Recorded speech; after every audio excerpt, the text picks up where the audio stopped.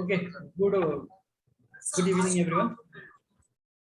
हिजोकै group हो नि हाम्रो हैन? एक्सक्युज मी, सुनिरहनु भएको छ? हजुर हजुर ओके ल। सुनिएको छ सर। हिजोको ग्रुपले लास्टमा मलाई अलिकति जो एकजना भक्तपुरबाट एक दुईजना साथीहरू जुन कन्ट्याक्टमा आउनु खोज्नु भएको थियो उहाँहरूले मलाई कन्ट्याक्ट नम्बर दिनु ल। ओके अब हिजो हामीले सरस्वती लेखेको थियौँ, धेरै टाइम नदिइकन धेरै गफ नगरिकन हामी ठ्याक्कै टपिकमै गएर लेख्छौँ। हिजो हामीले जुन 1994 पछि 1994 देखि 2040 सम्मको यो बैंकिङ विकास क्रम हेरिरहेको थियो। त्यो सरकारी सांगठनिक बैंकिङ भनेर भनिरहेको थियौँ है। अब आज त्यो सकेछौँ है, हामीले त्यसको सबै कम्प्लिट गरेर छोड्दैछौँ हैन? ओके आज एउटा आधुनिक बैंकिङ विकास क्रमको त्यो एउटा खण्ड भयो। अर्को खण्ड त्यसलाई 1 लगाउनु भएको छ भने आज 2, त्यसलाई क लगाउनु भएको छ भने आज ख है।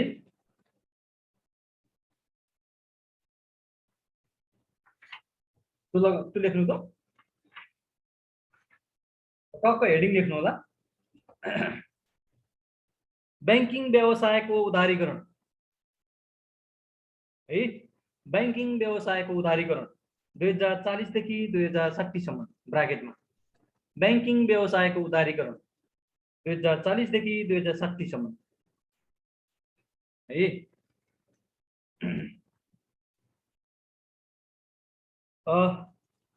लेख्नुभयो होला। ल स्टार्ट गर्नु। नेपालको अर्थतन्त्रमा सम्पूर्ण अर्थतन्त्रको उदारीकरण भन्दा नेपालको अर्थतन्त्रमा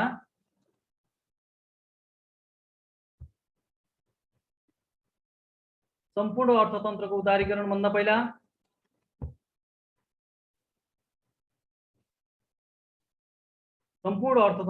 पहिला वित्तीय क्षेत्रको उदारीकरण भएको पाइन्छ।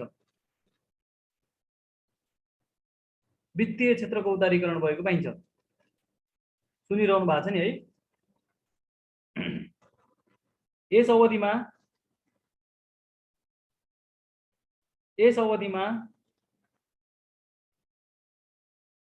नेपालको बैंक तथा वित्तीय संस्थाले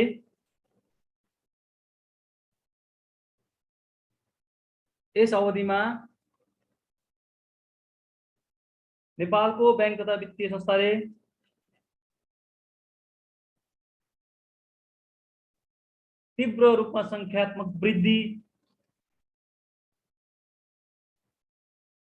यस अवधिमा नेपालको बैंक तथा वित्तीय संस्थाले तीव्र रूपमा संख्यात्मक वृद्धि हासिल गरेको पाउन सकिन्छ।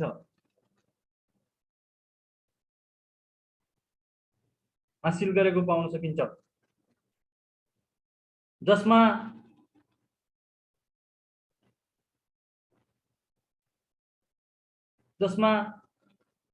2040 बाट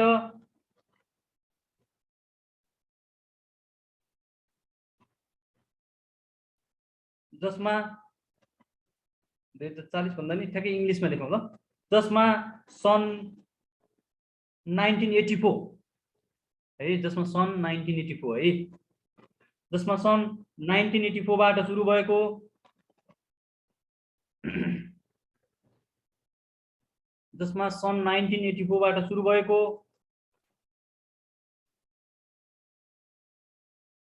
बैंकिङ क्षेत्रको उदारीकरणले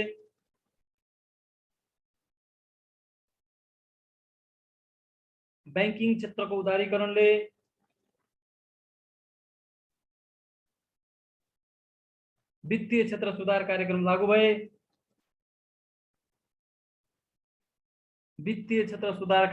भएसँगै जसमा 1984 बाट सुरु भएको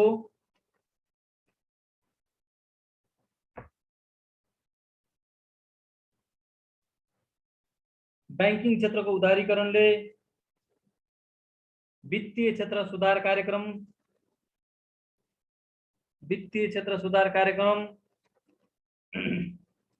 लागू भएसँगै वित्तीय क्षेत्र सुधार कार्यक्रम लागू भएसँगै यसका कमजोरीहरू हटाउँदै यसका कमजोरीहरू हटाउँदै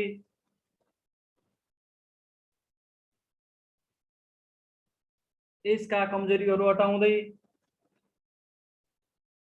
निजी क्षेत्रका ब्याङ्कहरूको निजी क्षेत्रका ब्याङ्कहरूको स्थापना र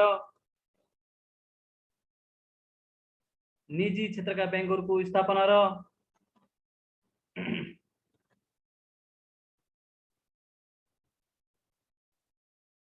सरकारी क्षेत्रका ब्याङ्कहरूको संरचनागत परिवर्तनमा सरकारी क्षेत्रका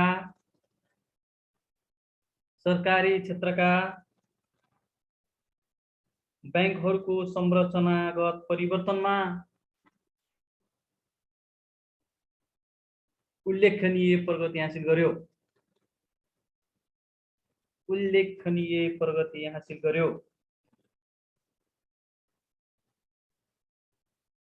फलस्वरूप पहिलो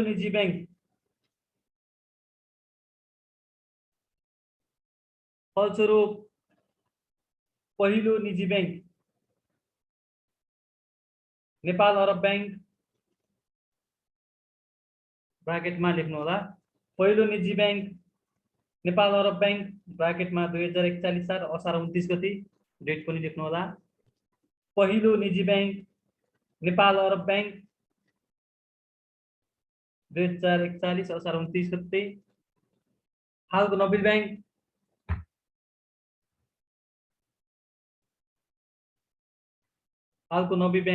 बैंक स्थापना भयो भने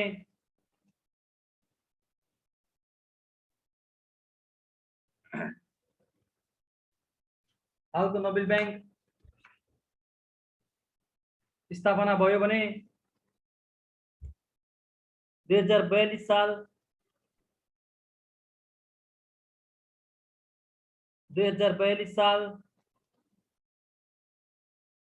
फागुन 26 गते 2042 साल फागुन 26 गते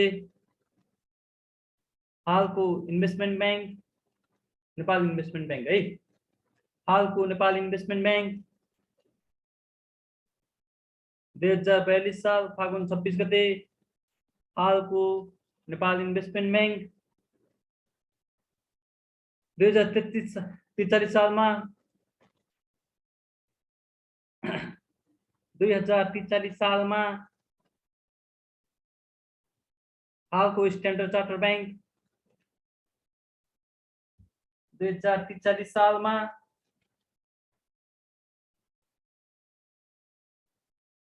हालको स्ट्यान्डर्ड चार्टर बैंक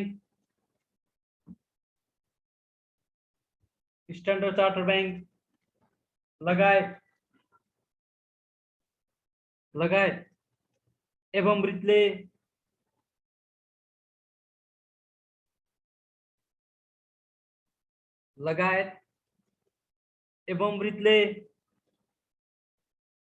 2060 सम्म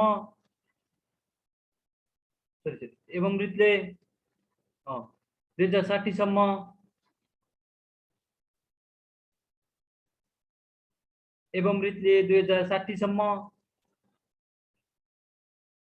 अन्य निजी बैंक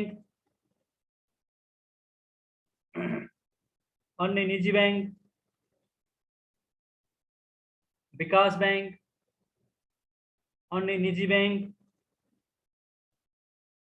बैंक वित्त कम्पनीहरू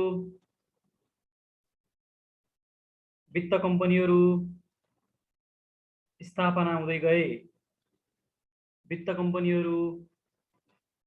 हुँदै गए।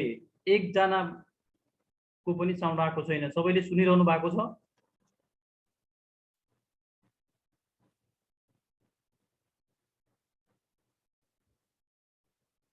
एक्सक्युज मी, सबैले सुनिरहनु? यस, ओके।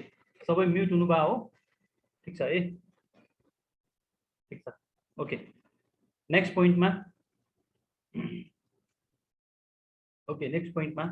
यसै क्रममा ओके हस् थ्याङ्क यू सुनिरहनु भएको छ भने छ ओके यसै क्रममा स्पिड भेट्नु भएको छ नि नेपालको ब्याङ्किङ क्षेत्रमा यसै क्रममा नेपालको ब्याङ्किङ क्षेत्रमा यति स्पिड चाहिन्छ है यसै क्रममा नेपालको ब्याङ्किङ क्षेत्रमा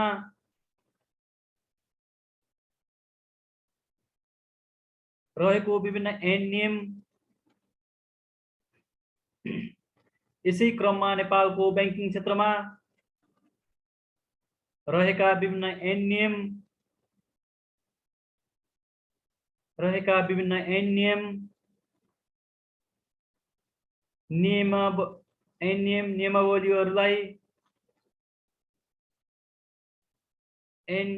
नियमावलीहरूलाई खारेज तथा संशोधन गर्दै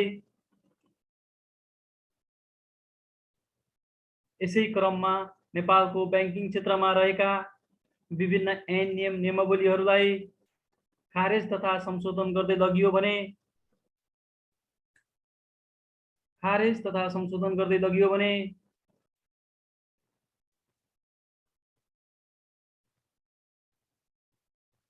2058 सालमा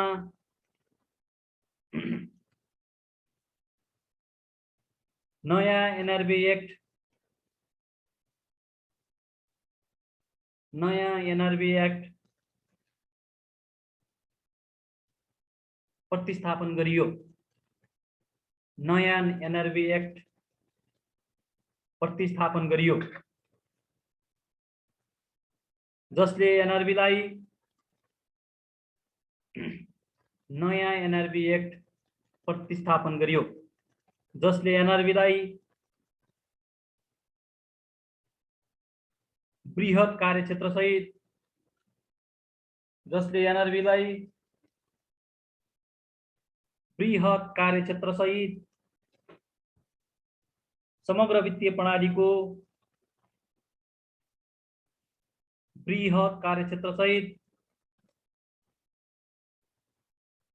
समग्र वित्तीय प्रणालीको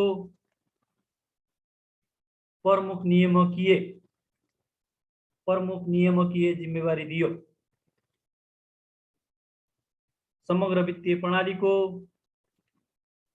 प्रमुख नियामकीय निकायको जिम्मेवारी दियो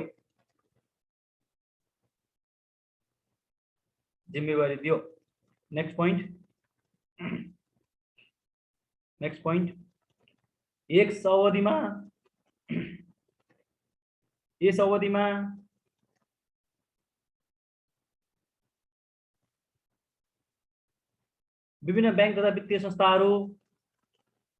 अवधिमा विभिन्न बैंक तथा वित्तीय संस्थाहरू विभिन्न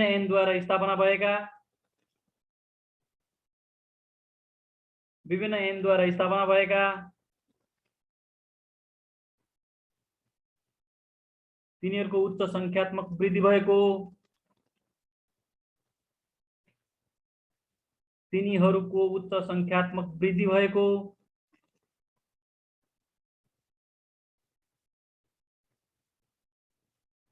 ब्याङ्किङ क्षेत्र तिनीहरूको उच्च संख्यात्मक वृद्धि भएको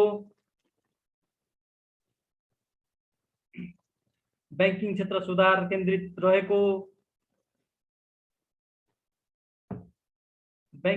ब्याङ्किङ क्षेत्र सहर केन्द्रित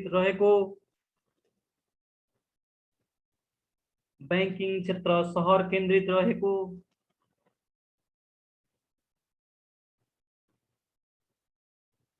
दुर्गम क्षेत्रमा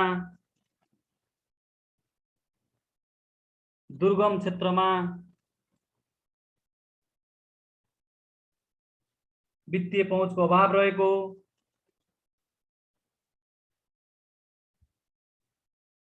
दुर्गम क्षेत्रमा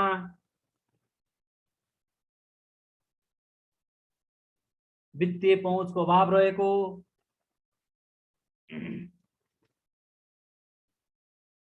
सरकारी बैंक शाखाहरू कमा कमा लगाउँदै जानु भएको छ होला नि, मैले पोइन्ट भनिरहेको छु है। सरकारी बैंक शाखाहरू द्वन्द्वका कारणले विस्थापित तथा बन्द भएको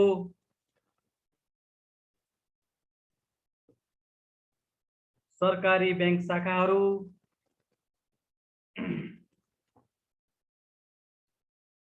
द्वन्द्वका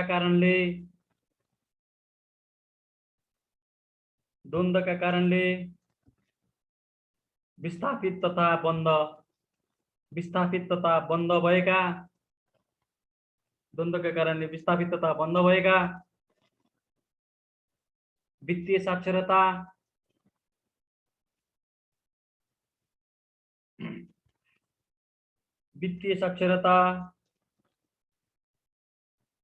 वित्तीय पहुँच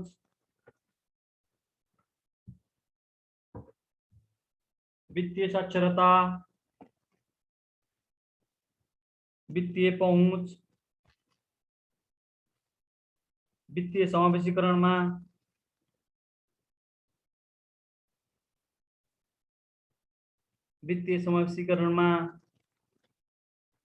वृद्धि भएको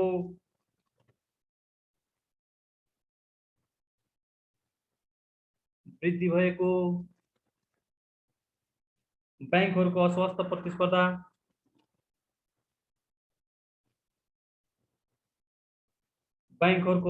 प्रतिस्पर्धा आदि रहेको पाउन सकिन्छ। बैंकहरूको अस्वस्थ प्रतिस्पर्धा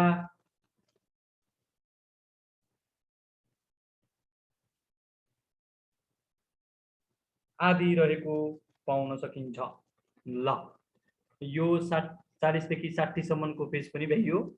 यसमा मूलभूत रूपमा वित्तीय क्षेत्र सुधार कार्यक्रमहरू भए, निजी क्षेत्रका बैंकहरू स्थापित भए र अत्याधिक मात्रामा बैंक तथा वित्तीय संस्थाहरूको संख्या वृद्धि भयो भन्ने कुरालाई फोकस गरेर लेख्ने, सम्झिनको लागि है। अब तेस्रो विकासक्रम छ अथवा तेस्रो खण्ड छ, आधुनिक बैंकिङ विकासक्रमको तेस्रो खण्ड। यसलाई टक्क हेडिङ बनाउनु, एकीकृत बैंकिङ प्रणालीको विकासक्रम। एकीकृत बैंकिङ प्रणालीको विकासक्रम है। एकीकृत बैंकिङ प्रणालीको विकासक्रम 2060 देखि हालसम्म, डेट पनि उल्लेख गर्नु होला, 2060 देखि हालसम्म ल लेख्न सुरुवात स्टार्ट गरिहालौं। यस अवधिमा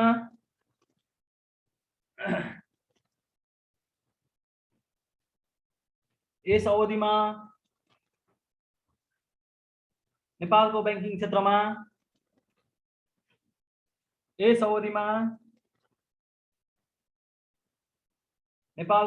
क्षेत्रमा प्याराडिजम शिफ्ट, PARADISM, प्याराडिजम शिफ्ट भएको पाउन सकिन्छ। प्याराडिजम शिफ्ट भएको पाउन सकिन्छ।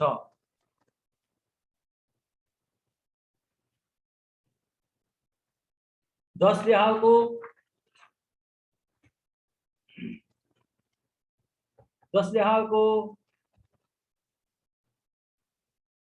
अर्थतन्त्र सुहाउँदो,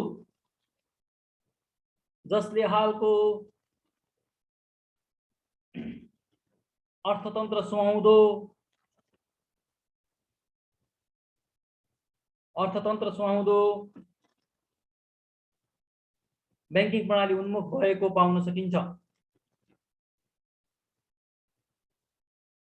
अर्थतन्त्र सुहाउँदो बैंकिङ प्रणाली उन्मुख भएको पाउन सकिन्छ। बैंकिङ प्रणाली पाउन सकिन्छ जसलाई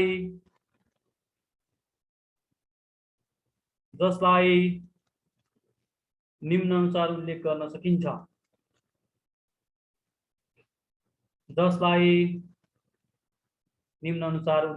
सकिन्छ। फर्स्ट पोइन्ट 2060 सालमा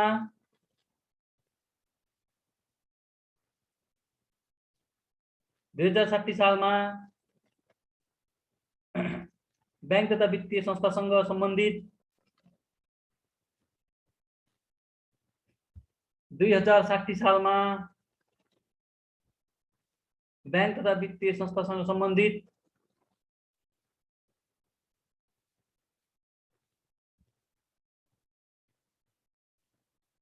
अध्यादेश बैंक तथा वित्तीय संस्थासँग सम्बन्धित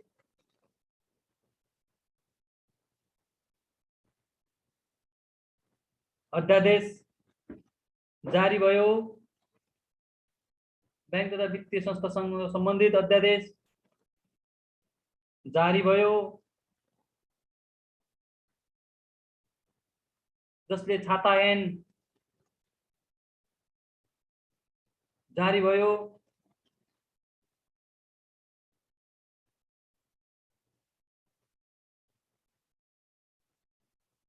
ओके, नोट पाउनुहुन्छ है। म फेरि भनिदिन्छु, 2060 सालमा बैंक तथा वित्तीय संस्थासँग सम्बन्धित अध्यादेश जारी भयो, जसले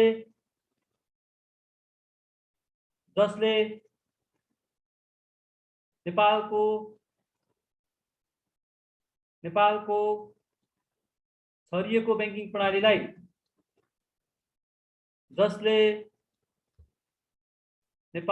छरिएको बैंकिङ प्रणालीलाई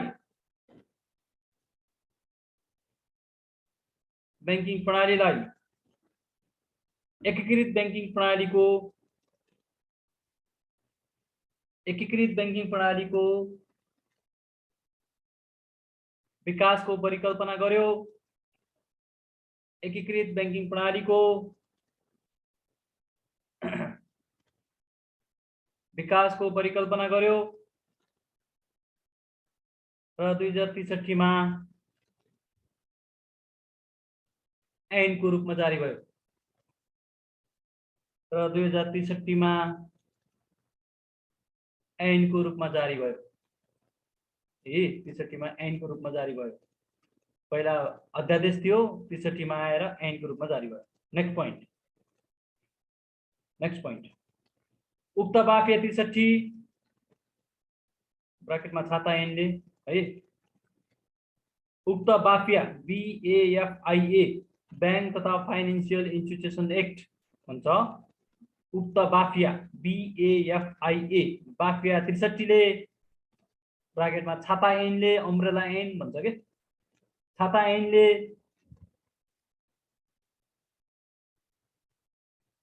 देशको वित्तीय प्रणालीमा स्थापना भएका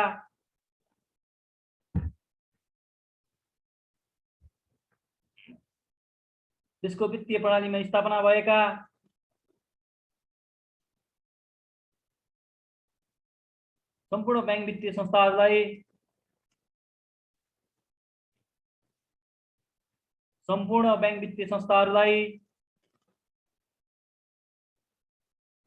फेरि भनिदिन्छु, उक्त बाफिया 63 ब्राकेटमा छाता ऐनले देशको वित्तीय प्रणालीमा स्थापना भएका सम्पूर्ण बैंक तथा वित्तीय संस्थाहरूलाई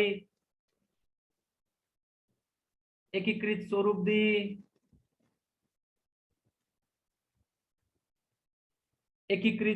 दिई उनीहरूको संस्थापना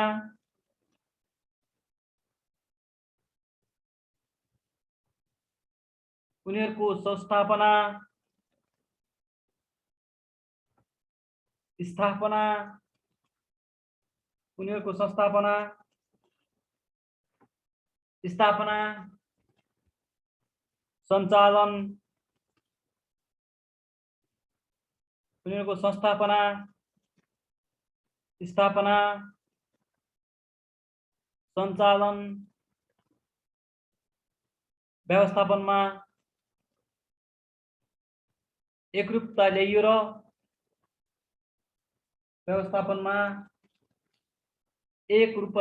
र विभिन्न ऐनहरू खारेज गरियो। एकरूपता ल्याइयो र विभिन्न ऐनहरू खारेज गरियो।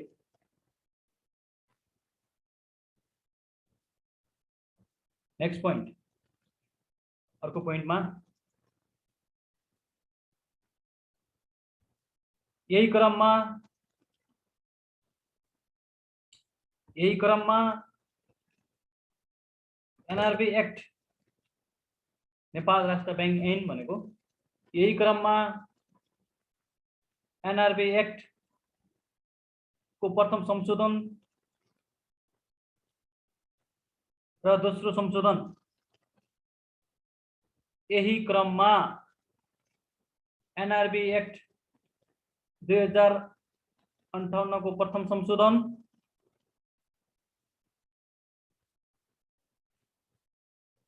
प्रथम संशोधन 2063 मा प्रथम संशोधन 2063 मा र दोस्रो संशोधन 2063 मा र दोस्रो संशोधन 2073 मा भयो भने 2073 मा भयो भने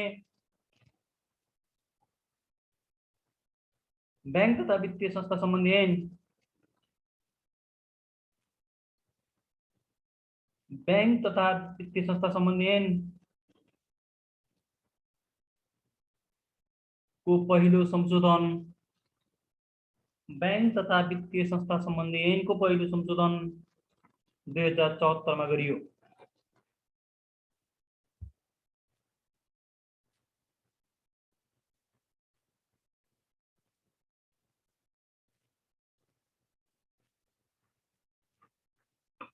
मा गरियो।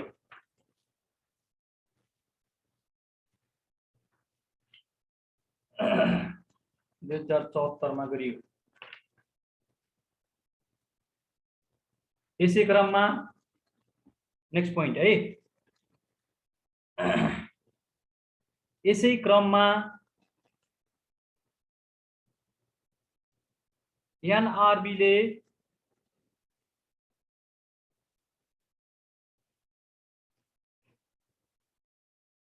यसै क्रममा एनआरबी ले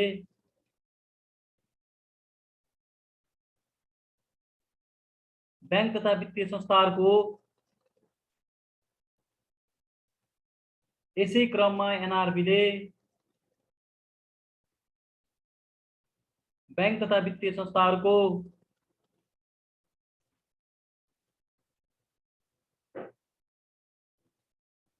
गुणात्मक वृद्धि, क्वालिटेटिभ भनेको गुणात्मक वृद्धि नभइकन, गुणात्मक वृद्धि नभइकन संख्यात्मक वृद्धि मात्र रहेको कारणले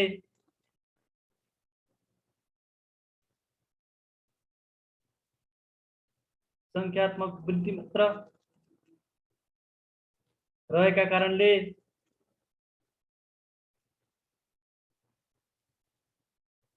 वित्तीय सुदृढीकरणको लागि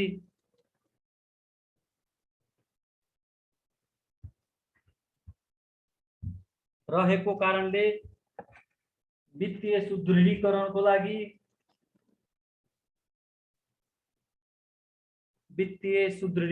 लागि मर्जर नीति लियो। वित्तीय सुदृढीकरणको लागि मर्जर नीति लियो र मर्जर नियमावली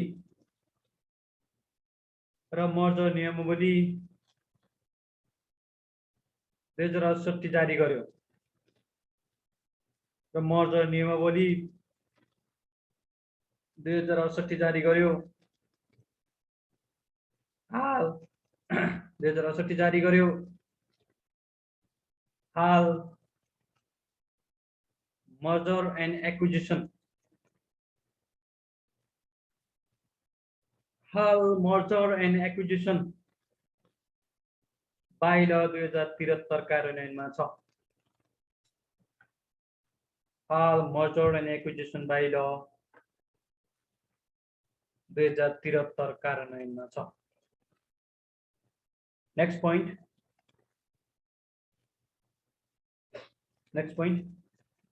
बैंक तथा वित्तीय संस्थाहरूको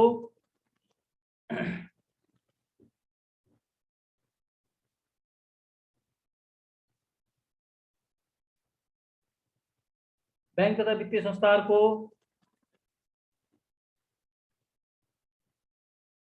वित्तीय सबलीकरणको लागि वित्तीय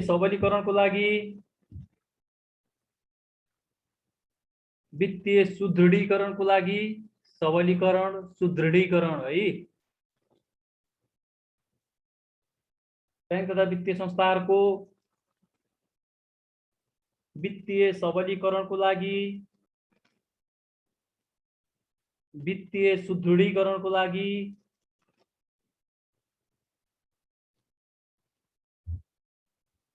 जोखिम व्यवस्थापनको लागि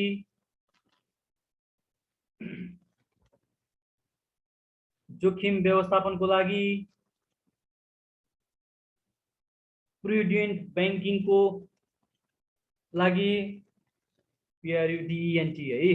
प्रुडेन्ट बैंकिङको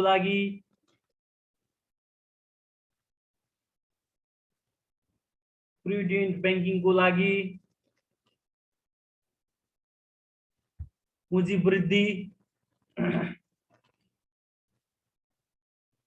वृद्धि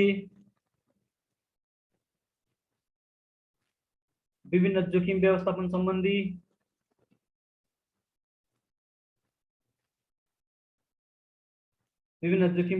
सम्बन्धी नियम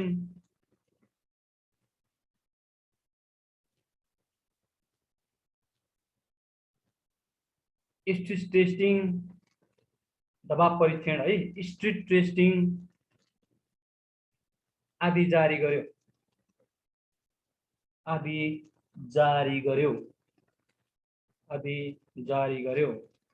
नेक्स्ट पोइन्ट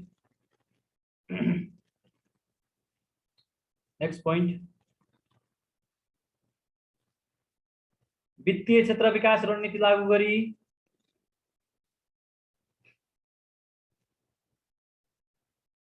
वित्तीय क्षेत्र विकास रणनीति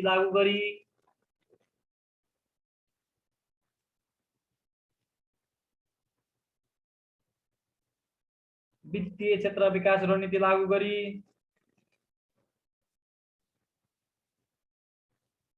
एकीकृत वित्तीय प्रणालीको सबलता वित्तीय क्षेत्र विकास रणनीति लागू गरी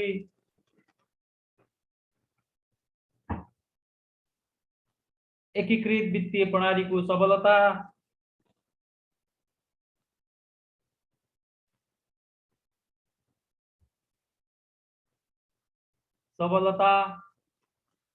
वित्तीय क्षेत्र सुधार वित्तीय प्रणालीको सबलता वित्तीय क्षेत्र सुधार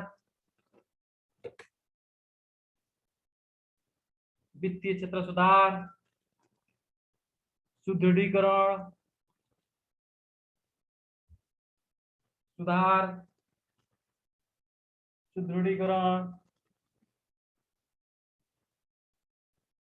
integrated financial transaction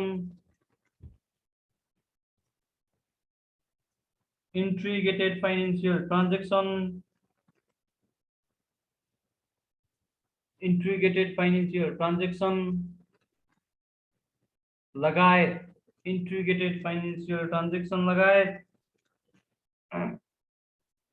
अन्य सुधारहरू गरिँदै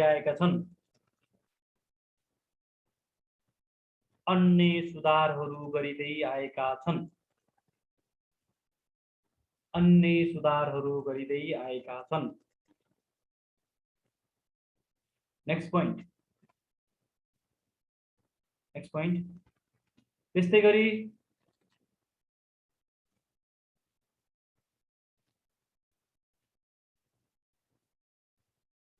NRB को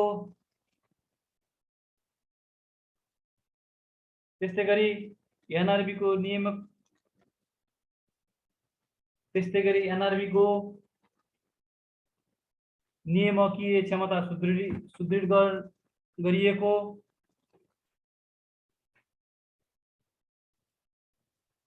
त्यस्तै गरी एनआरबी को नियामकीय क्षमता सुदृढ गरिएको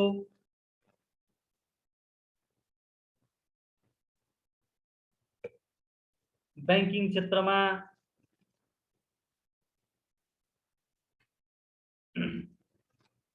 क्षेत्रमा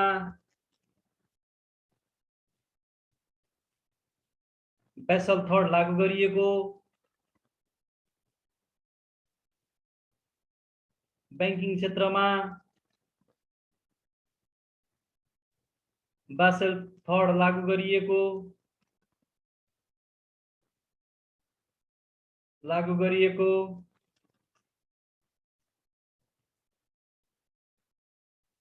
लेखा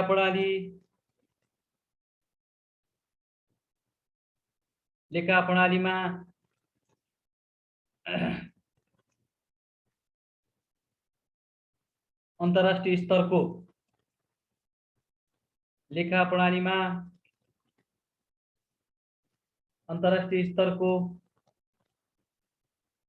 लागू गरिएको ब्राकेटमा एनएफआरएस लेख्नु होला। लेखा प्रणालीमा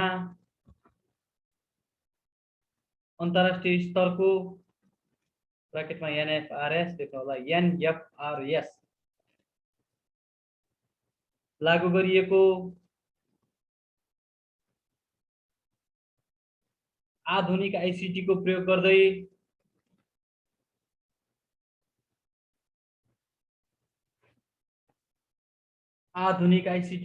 गर्दै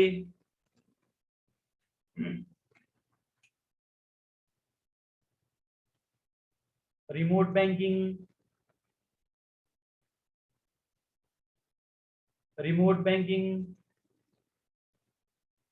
डिजिटल बैंकिङ,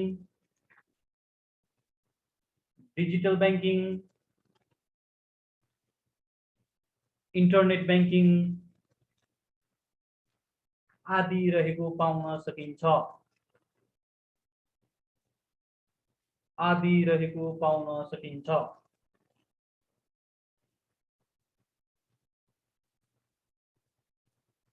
नेक्स्ट पॉइंट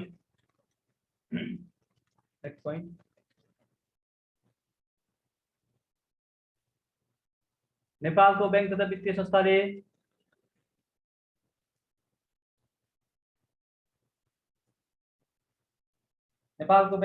संस्थाले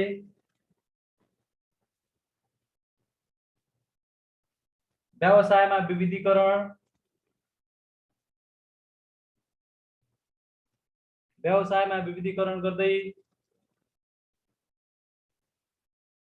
नेपालको बैंक तथा वित्तीय संस्थाले व्यवसायमा विविधीकरण गर्दै विभिन्न वैदेशिक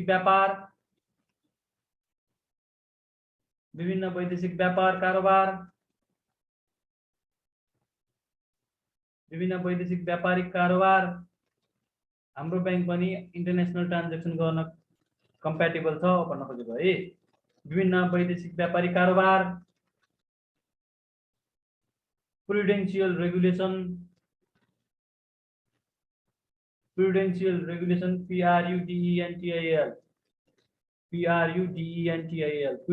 रेगुलेसन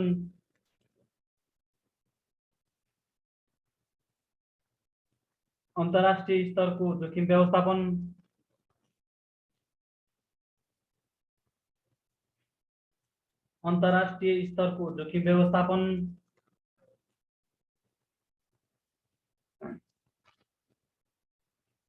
व्यवस्थापन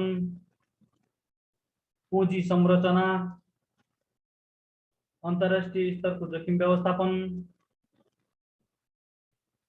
पूंजी संरचना बैंकिङ प्राक्टिस पूंजी संरचना बैंकिङ प्राक्टिस आदि पाउन सकिन्छ। आदि पाउन सकिन्छ। नेक्स्ट पोइन्ट, यो रिसेन्ट डेभलपमेन्ट भएको भएर अलि लेन्दी लेख्दैछु, मैले सबै ब्याङ्किङको विश्लेषण गरिदिएको छु। यसले तपाईँहरूलाई धेरै कुराको नलेज दिन्छ, करेन्ट ब्याङ्किङ स्टाटसको व्याख्या गर्न दिन्छ, यसमा चुनौतीहरू उपलब्धिहरू सबै कुरा यहीबाट लेख्न मिल्छ है। त्यो भएर धेरै भयो कि भनेर नाच्दैन, इक्जाममा कस्टमाइज गरेर लेख्ने। अहिले चाहिँ यो अब मैले नोट लेखाइदिँदा फुल नोट लेखाइदिएको है। ओके, यस अवधिमा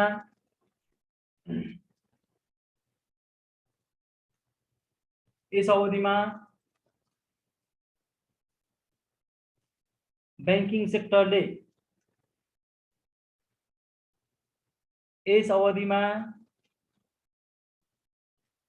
सेक्टरले अर्थतन्त्रको साइज भन्दा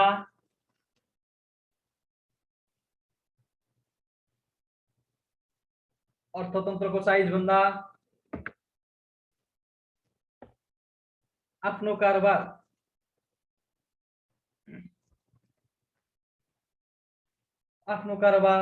उच्च बनाएको पाउन सकिन्छ।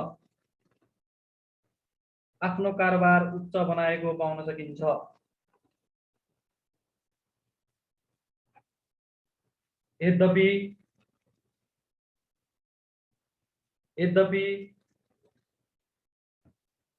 ब्याङ्किङ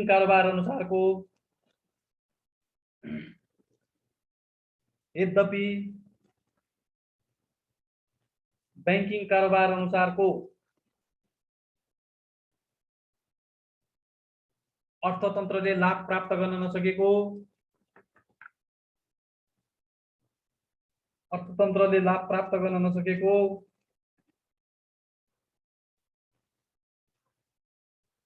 नाफामुखी ब्याङ्किङ कारोबार उच्च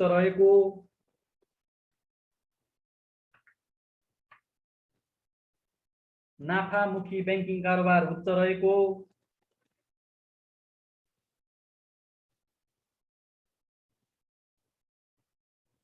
जोखिम व्यवस्थापनमा विभिन्न कमजोरीहरू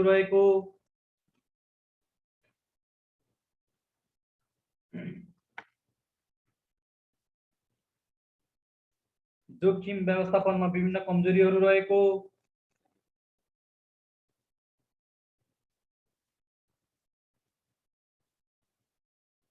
शहर केन्द्रित वित्तीय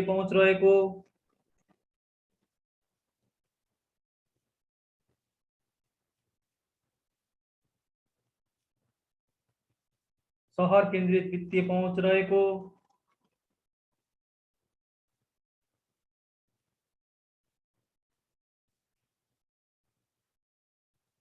सम्पत्तिको गुणस्तर बैंक वित्तीय संस्थाको है। सम्पत्तिको गुणस्तर बैंक वित्तीय संस्थाको सम्पत्ति भनेको लोन हो के है, लोन भन्छ है बैंक वित्तीय संस्थाको सम्पत्ति भनेको। सम्पत्तिको गुणस्तर न्यून तथा अवास्तविक रहेको पाउन सकिन्छ। सम्पत्तिको गुणस्तर न्यून तथा अवास्तविक रहेको पाउन सकिन्छ। ल, यति भएपछि नेपालको ब्याङ्किङ विकासक्रम पुग्छ। मैले इनफ हुन्छ है।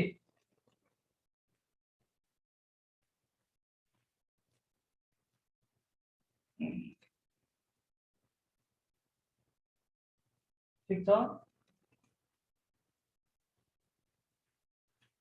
ल्याउनु भएको छ नि है। ओके, नेपालको हालको ब्याङ्किङ अवस्था एवं चुनौतीहरू, यो सँगसँगै अघि भर्खर त्यत्रो लेखियो करेन्ट अपडेटहरू, हालसम्मको विकासक्रम र अहिलेको पछिल्लो क्रमलाई बढी फोकस गरेर लेखियो। अब सेकेन्ड पोइन्ट चाहिँ के भनेछ भने नेपालको हालको ब्याङ्किङ अवस्था एवं चुनौतीहरू भनेको छ। यसमा निष्कर्ष भन्ने त अब क्वेसनको अनुसार निष्कर्ष हुन्छ। यो तपाईहरुलाई मैले टक टक टक टक विकासक्रम देखाइदिएको। अब यसको निष्कर्ष त के हुन्छ भने नेपालको ब्याङ्किङ क्षेत्रको विकासक्रम परम्परागत ब्याङ्किङदेखि हालसम्म आइपुग्दासम्म युनिभर्सल ब्याङ्किङ लेभलको आइपुग्दासम्म पनि विभिन्न खालका परिवर्तनहरू भएका छन् र सो परिवर्तनलाई चाहिँ अर्थतन्त्र अथवा इकोनोमीले समग्र सर्वसाधारणले वित्तीय लाभ पाउने गरेर यसका मूलभूत यिनी समस्या हुन्छ, यसको समाधान गर्नु आजको आवश्यकता हो भन्ने जस्तरी कन्क्लुजन बनाउने, यो क्वेसन अनुसारको कन्क्लुजन हुन्छ है। यो त सर र नोट ल्याए जस्तो हो है, यो कुनै क्वेसन एन्सर सल्भ गरेको होइन नि है त। ओके ल, सेकेन्ड नम्बरको पोइन्ट छ नेपालमा हालको ब्याङ्किङ अवस्था एवं चुनौतीहरू। म यसमा थोरै केही तपाईहरूलाई अलिकति बुझाउँछु र अनि हामी ठ्याक्कै तपाईहरूलाई चुनौती त यो पढिरहेको साथीहरू, हिजो केही पढेको साथीहरू, हामी पढिरहेको इक्जामको भन्नुहुन्थ्यो चुनौती लेख्न पर्यो भने त के लेख्ने हेर्नुहोस्, कुनै बुकले के लेख्छ, कुनै बुकले के लेख्छ, कोही साथीहरूले पढेको ठ्याक्कै समस्या के हो, चुनौती के छन् अहिले ब्याङ्कहरूले फेस गरेको भनेर आइडेन्टिफाई गर्न सक्नुहुन्न, रनबुलमा भइन्छ साथीहरू। अनि नेपालमा हालको ब्याङ्किङ अवस्था भन्ने पनि तपाईँहरूले अहिले यो मार्केटमा निस्केका जुन जति पनि टेक्स्ट बुकहरू छन् तिनमा हेर्नुहोस्, त्यसमा तपाईँहरूले लेख्नुपर्ने, जान्नुपर्ने, इक्जाममा सोधिहाल्यो भने त्यसको फुल एन्सर दिनुपर्नेको जम्मा 10% मात्रै एन्सर भेट्नुहुन्छ है। त्यहाँ तपाईँको लेख्नुपर्ने यति धेरै हुन्छ। हालको ब्याङ्किङ अवस्था भनिसकेपछि यति धेरै पोइन्टहरू, यति धेरै डेटाहरू सहित लेख्नुपर्ने हुन्छ, यति धेरै उपलब्धिहरू, यति धेरै कमजोरीहरू, यति धेरै च्यालेन्जेसहरू लेख्नुपर्ने हुन्छ। तर मार्केटका अधिकांश बुकहरूमा तपाईँहरूले हेर्नुभयो होला, त्यहाँ के भन्छ, ब्याङ्क वित्तीय संस्थाहरूको टोटल नम्बर अफ ब्याङ्क वित्तीय संस्था, अनि त्यो तिनीहरूको प्रकार, शाखा सङ्ख्या र अनि कुन गाउँपालिकामा कति पुग्यो त्यति मात्रै लेखेर छोडिदिएको हुन्छ। त्यो भनेको जम्मा 10% मात्रै एन्सर कभर गर्छ है। त्यति लेखेर तपाईँहरू हुँदैन। त्यसले 100 मार्क्स 100 नम्बरको खोजेको थियो भने जम्मा 10% मात्रै, अथवा 100% एन्सरमा त्यति मात्रै डाटाले 10% मात्रै कभर गर्छ, अरू सबै छुट्छ है। अब नेपालमा हालको ब्याङ्किङ अवस्था भनिसकेपछि चुनौती अहिले जाउँला। ब्याङ्किङ अवस्था भनिसकेपछि के लेख्ने हो त, ब्याङ्किङ अवस्था कस्तो छ त भन्ने कुरा। अब सुरुमा नेपालको अर्थतन्त्रमा ब्याङ्क वित्तीय संस्थाहरू कति छन्, कस्ता प्रकारका छन्।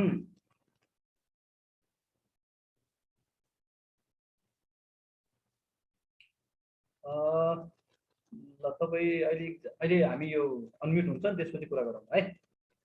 ओके, अनि म यो ठ्याक्कै एउटा फ्लुएन्सीमा गइरहेको हुन्छ है, त्यो ठ्याक्कै तपाईँहरू क्वेसन गर्नु भने अनि रोकिन्छ कि डिस्ट्र्याक्ट हुन्छ कि माइन है। ठ्याक्क सबै कुराहरू लास्टमा गर्ने ल। ओके, नेपालको हालको ब्याङ्किङ क्षेत्र भनिसकेपछि नेपालको अर्थतन्त्रमा ब्याङ्क वित्तीय संस्थाहरू कस्ता छन्, तिनीहरूको सङ्ख्या कति छ, कति प्रकारमा विभाजन गरेको छ, तिनीहरूको हाम्रो अर्थतन्त्रको वित्तीय पहुँच अथवा सरकारले लिएको नीति रणनीति बमोजिम कस्तो गरेका छन्, तिनीहरूको पर्फर्मेन्स कस्तो छ, तिनीहरूले इकोनोमीमा कस्तो योगदान गरेका छन्, तिनीहरूको स्रोत परिचालन कस्तो छ, तिनीहरूको रिस्क कस्तो छ, तिनीहरू इन्टरनेसनल कारोबार अथवा इन्टरनेसनल अनुसारको तिनीहरूको हाम्रो कम्पेरिजन कस्तो छ, लगायतका विभिन्न समस्याहरू, चुनौतीहरू धरि लेख्नुपर्ने हुन्छ है। जम्मा 1-2वटा डाटाहरू मात्रै लेखेर हुँदैन। अब हामीले पढ्ने बेलामा कसरी पढौँ भने सबै साथीहरूलाई पनि म तपाईँहरूलाई नोट बनाउँदै गर्दा, पढ्दै गर्दा, डाटाहरू खोज्दै गर्दा ब्याङ्क वित्तीय संस्थाहरूको हालको अवस्था भन्यो भने त्यसमा तपाईँहरूले पाउने क्वान्टिटेटिभ डाटाहरू भनेको ठ्याक्कै त्यसलाई नम्बरमा देखाउन मिल्ने डाटाहरू, ती डाटाहरू बनाउने, र क्वालिटेटिभ जुन नम्बरमा देखिने छैनन् तिनीहरूको भनेको केही कुराहरू आउने छन्, ती कुराहरू चाहिँ क्वालिटेटिभ बनाएर यो दुईटा तरिकाले पढेर तपाईँको समग्र ब्याङ्किङको पिक्चर देखाउनुपर्छ, होल पिक्चर। ब्याङ्क कस्तो छ भने टक्क तपाईँको फेसमा तपाईँको यहाँनिर यस्तो भयो, यहाँनिर यस्तो भयो भनेर फेसमा जसरी मिररले देखाउँछ त्यस्तै गरेर ब्याङ्कलाई देखाउनुपर्छ तपाईँले, ब्याङ्किङ सेक्टरलाई। त्यो एउटा जस्ट 2-4वटा डाटा मात्रै लेखेर पुग्दैन है। अब हामी कम्तीमा पनि 12-15वटा पोइन्टमा यो हालको ब्याङ्किङ अवस्था भनेर देखाउन सक्नुपर्छ है। त्यो म अहिले देखाइदिन्छु र ती क्याटेगोरीहरू तपाईँहरूले ख्याल गर्दै जानुभयो भने विभिन्न क्याटेगोरीमा छन्। जस्तै म तपाईँहरूलाई क्याटेगोरीको अहिले तपाईँहरूले आइडेन्टिफाई गर्दै जानुहुन्छ, 1-2वटा इक्जाम्पल भनिदिन्छु।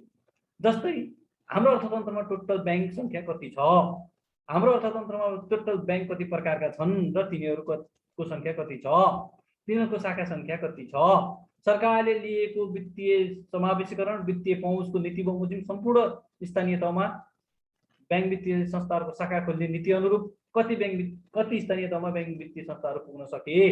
त्यसपछि रह्यो अब ब्याङ्क वित्तीय संस्थाहरूको स्रोत परिचालन, त्यसमा निक्षेप कति छ, कर्जा कति छ, त्यसपछि ब्याङ्कको प्रोडक्टहरू कस्तो छ, ब्याङ्कहरूले अहिलेको बिजनेस डाइभर्सिफिकेसन कस्तो छ, ब्याङ्कहरूले अहिले तपाईँको रिस्क म्यानेजमेन्ट कस्तो गरिरहेका छन्, ब्याङ्कहरूको ओभरअल पर्फर्मेन्स कस्तो छ, ब्याङ्कहरू कतातिर उन्मुख भइरहेका छन् उनीहरूको सुधारात्मक कदमतिर, अहिलेको प्रचलित ऐन नियम अनुसार कुन ऐन नियम अनुसार ब्याङ्कहरू सञ्चालित छन्, यी सबै यावत कुराहरूमा तपाईँहरूले भन्नुपर्ने हुन्छ है। ल अब म ठ्याक्कै तपाईँहरूलाई नै लेखाइदिन्छु।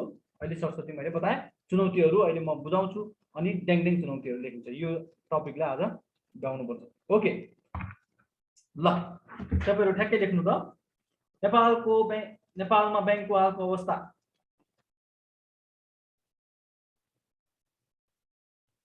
नेपालमा ब्याङ्कको हालको अवस्था जी, नेपालमा हालको ब्याङ्किङ अवस्था भयो नि भयो। नेपालमा हालको ब्याङ्किङ अवस्था। ल अब सुरु गरिहालौँ फटाफट है। नेपालको ब्याङ्किङ प्रणाली टक्क अन्डरलाइन गर्नु होला। त्यो एकदमै लेख्दाखेरि टक टक टक टकको जहाँ छ कि ठ्याक्कै देखिने गरेर बनाउनुपर्छ है। यो टक्क तपाईँ हेडिङ आइसकेपछि त्यसलाई अन्डरलाइन गरिहाल्नु है। नेपालको ब्याङ्किङ प्रणाली परम्परागतदेखि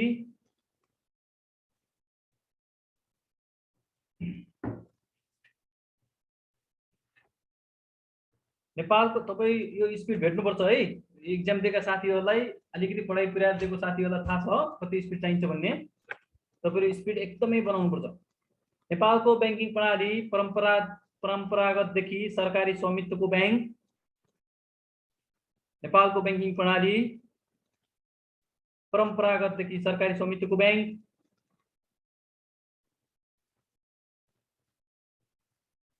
ब्याङ्किङ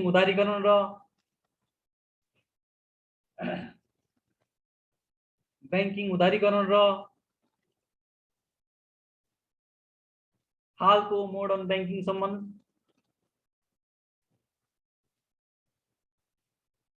ब्याङ्किङ उदारीकरण र हालको मोडर्न ब्याङ्किङसम्म आइपुगे तापनि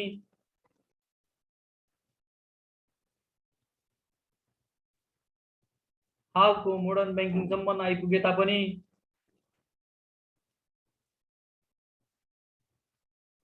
अन्य अर्थतन्त्रको तुलनामा भनेको नेपालभन्दा बाहिरका अर्थतन्त्रको तुलनामा भनेको है हालको अवस्था देखाउँदै गर्दा कम्पेरिजन गर्नु परेन है। अन्य अर्थतन्त्रको तुलनामा बच्चा अवस्थामै रहेको पाउन सकिन्छ। हाम्रो त भर्खर जन्म भएको छ, भर्खर ग्रो अप भएको छ ब्याङ्कको है। बच्चा अवस्थामै रहेको पाउन सकिन्छ।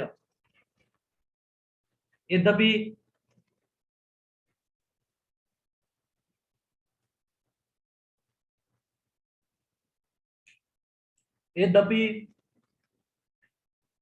2060 साल यता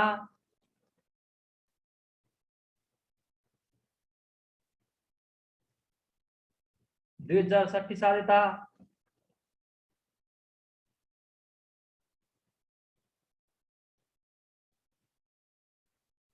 नेपालको ब्याङ्किङ क्षेत्रमा 2060 साल यता नेपालको ब्याङ्किङ क्षेत्रमा उल्लेखनीय परिवर्तन भएको पाउन सकिन्छ। उल्लेखनीय परिवर्तन भएको पाउन सकिन्छ जसलाई निम्नानुसार चित्रण गर्न सकिन्छ।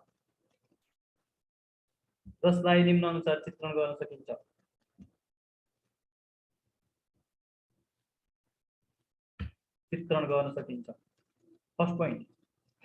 अब यो पनि बुलेटमा लेख्दै जाने है। नेपालको ब्याङ्किङ क्षेत्रमा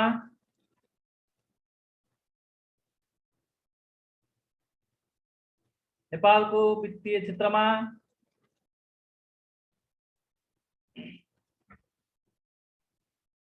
ब्याङ्क वित्तीय संस्थाको उपस्थिति नेपालको वित्तीय क्षेत्रमा ब्याङ्क वित्तीय संस्थाको उपस्थिति उल्लेखनीय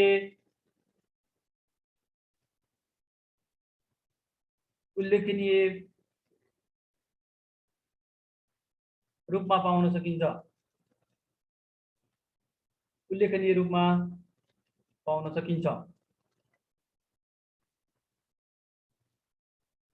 जसमा उल्लेखनीय रूपमा पाउन सकिन्छ।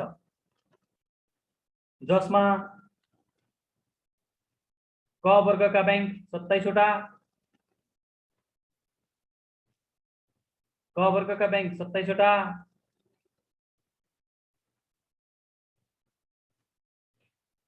जसमा क वर्गका बैंक 27 वटा, ख वर्गका विकास बैंक 18 वटा, ख वर्गका विकास बैंक 18 वटा, ग वर्गका वित्त कम्पनी 17 वटा। यो डाटाहरू 2078 असोज मसान्तसम्मको हो। राष्ट्र बैंकले डाटाहरू निकालेको हुन्छ, त्यहाँबाट डाटाहरू लिने एक्जाम भन्दा 1 महिना अगाडिको है। ग वर्गका वित्त कम्पनी 17 वटा र घ वर्गका लघु वित्त संस्थाहरू 69 वटा, 69 वटा र एउटा पूर्वाधार विकास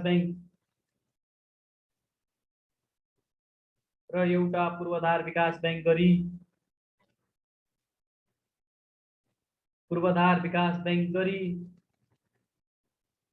जम्मा 132 वटा बैंक वित्तीय संस्थाहरू पाउन सकिन्छ अथवा रहेका छन्।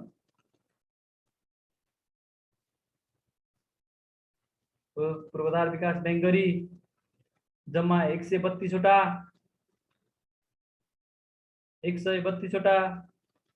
बैंक वित्तीय संस्था रहेका छन्।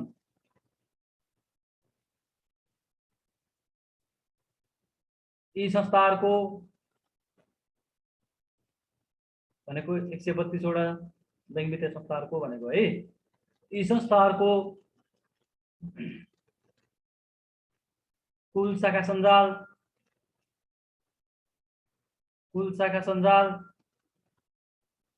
1139 11039 है। 1139 वटा पाउन सकिन्छ भने 1139 वटा पाउन सकिन्छ भने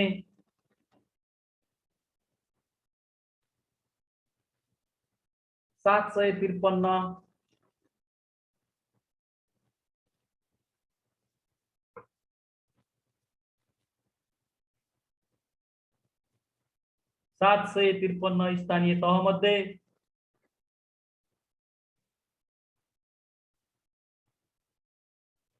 753 स्थानीय तहमध्ये 750 तहमा मात्र 753 स्थानीय तहमध्ये 750 तहमा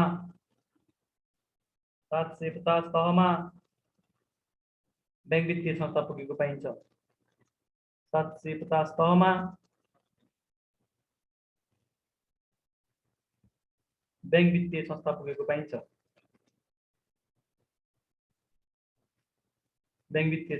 पाइन्छ। Next point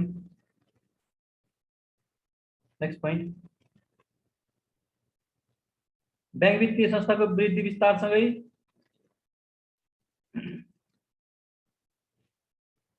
next point bank वित्तीय संस्थाको वृद्धि विस्तार सँगै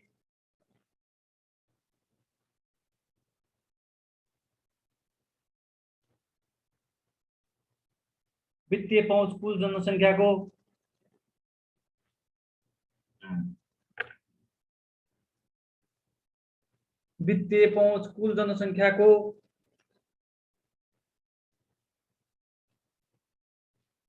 कुल जनसंख्याको 67.3%, कुल जनसंख्याको 67.3% पाउन सकिन्छ भने 3% पाउन सकिन्छ भने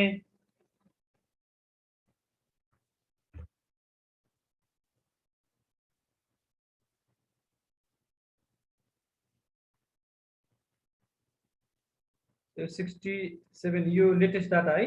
यो अब वित्तीय पहुँच भनेको राष्ट्र बैंकले एसेसमेन्ट गरेको यो डाटा चाहिँ चेन्ज हुँदैन। अब तपाईले एक दुई वर्ष यही डाटा लेख्ने हो है। यो 67.3% है। अलि अगाडि चाहिँ 61.9% भन्ने थियो। अहिले राष्ट्र बैंकले रिसेन्टली अस्ति अगस्तमा हेरेको छ 67.3% छ है। प्रकाश कुमार श्रेष्ठ नेपाल राष्ट्र बैंकको कार्यकारी निर्देशकले गरेको रिसर्चमा छ है। तपाईलाई सोर्स पनि भन्ने मैले है। ओके छ भने वित्तीय समावेशीकरण छ भने वित्तीय समावेशीकरण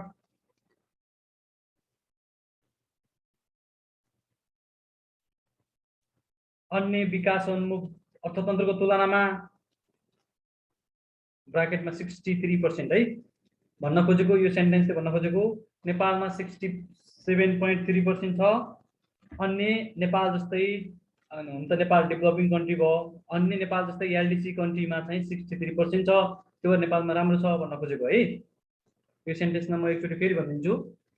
ओके बैंक वित्तीय संस्थाहरूको वृद्धि विस्तारसँगै वित्तीय पहुँच कुल जनसङ्ख्याको 67.3% पाउन सकिन्छ भने वित्तीय साक्षरता, वित्तीय समावेशीकरण अन्य विकासोन्मुख अर्थतन्त्रको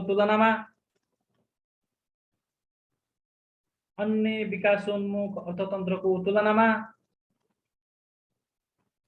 ब्राकेटमा 63% अन्य विकासोन्मुख अर्थतन्त्रमा 63% मात्रै छ भन्न खोजेको है। तुलनामा ब्राकेटमा 63% राम्रो रहेको पाउन सकिन्छ। कम्प्यारिजन त गर्नु पर्यो है। राम्रो रहेको पाउन सकिन्छ। नेक्स्ट पोइन्ट नेपालको वित्तीय क्षेत्रले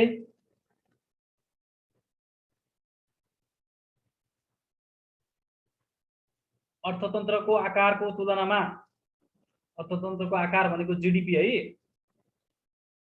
नेपालको वित्तीय क्षेत्रले अर्थतन्त्रको आकारको तुलनामा ब्राकेटमा जीडीपी को तुलनामा भने नि हुन्छ है। अर्थतन्त्रको आकारको तुलनामा उच्च मात्रामा नेपालको वित्तीय क्षेत्रले अर्थतन्त्रको आकारको तुलनामा उच्च मात्रामा स्रोत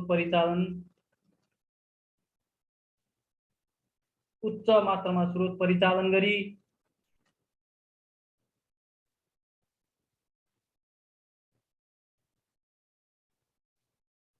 बैंक वित्तीय कारोबार गरेको पाइन्छ। बैंक वित्तीय कारोबार गरेको पाइन्छ। ब्राकेटमा जीडीपी को 110% लेख्नु होला है। जीडीपी को 110% छ हाम्रो वित्तीय क्षेत्रको स्रोत परिचालन भनेको तपाईलाई डेटै भन्दाखेरि जीडीपी करिब 42 खर्ब छ। बैंक वित्तीय संस्थाहरूको निश्चय परिचालन र कर्जाको औसत भनेको 46 खर्ब छ। 110% हाम्रो जीडीपी साइज भन्दा बढी भयो है। यो भन्न खोजेको है यो सेन्टेन्सले।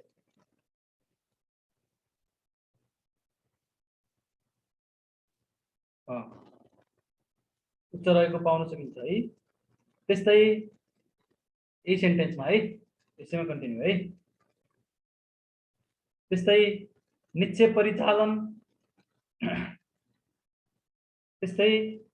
परिचालन करिब 48 खर्ब रहेको छ भने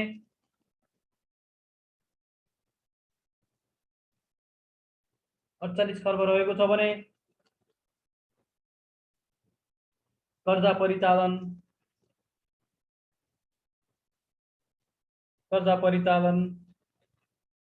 करिब 45 खर्ब रहेको छ। कर्जा परिचालन करिब 45 खर्ब रहेको छ। नेपालको बैंकिङ क्षेत्रको हाल नेपालको बैंकिङ क्षेत्र हाल होइन है, नेपालको बैंकिङ क्षेत्र तहगत अवस्थामा वर्गीकरण गरी तहगत अवस्थामा वर्गीकरण गरी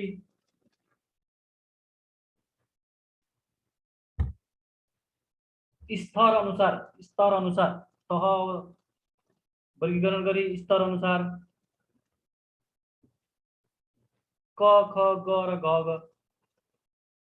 क ख ग र घ वर्गमा वर्गीकरण गरेको पाइन्छ। क ख ग र घ वर्ग गरी वर्गीकरण गरेको पाइन्छ।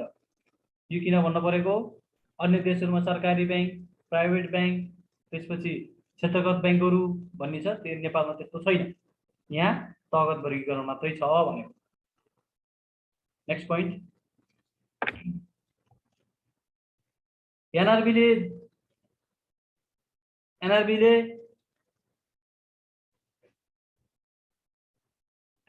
लिएको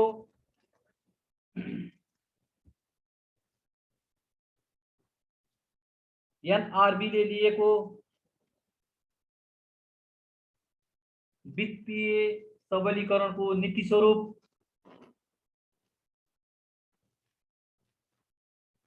एनआरबीले लिएको वित्तीय सबलीकरणको नीति स्वरूप अथवा नीति स्वरूप भन्दा अनुरूप भनौँ न, नीति अनुरूप मर्जर एन्ड एक्विजिसनबाट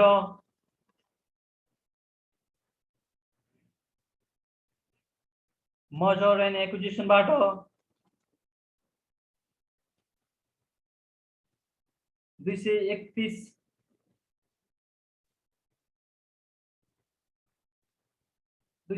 संस्थाहरू सामेल भएकोमा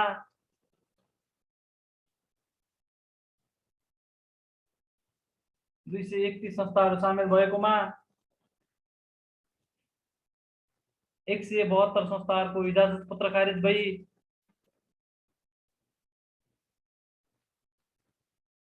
172 संस्थाहरूको इजाजत पत्र खारिज भई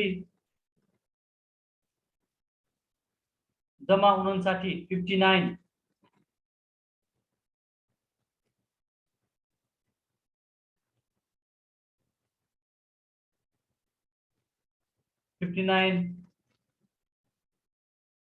बैंक वित्तीय संस्थाहरू कायम रहेका छन्। 59 बैंक वित्तीय संस्थाहरू कायम रहेका छन्।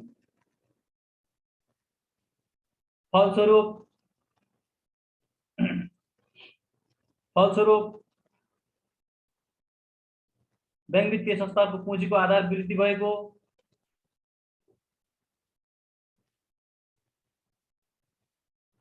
फलस्वरूप बैंक वित्तीय संस्थाहरूको पुँजीको आधार वृद्धि भएको,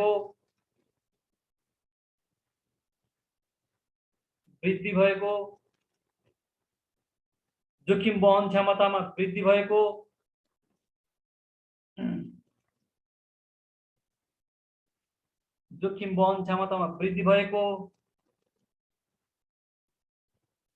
र वित्तीय स्थायित्व कायम भएको पाउन सकिन्छ।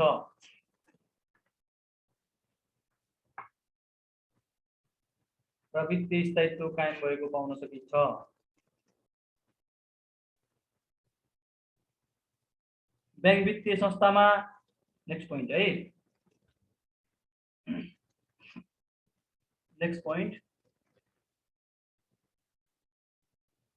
बैंक वित्तीय संस्थामा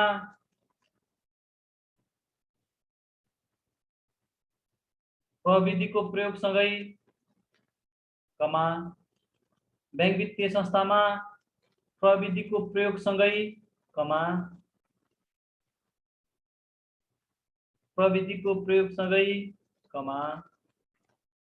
वासलातको आकार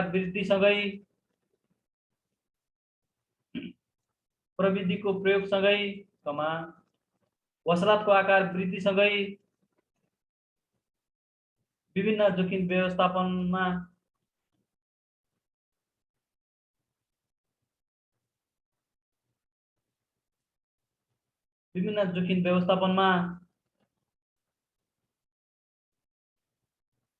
देखिएका समस्या,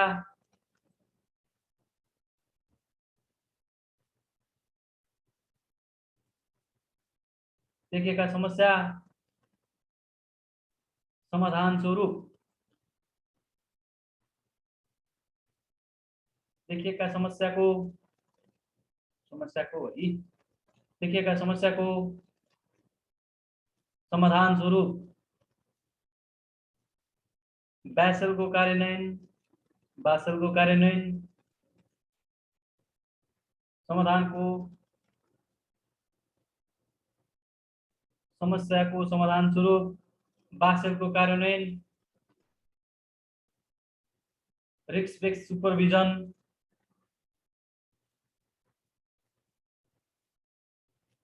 रिस्क बेस्ड सुपरभिजन,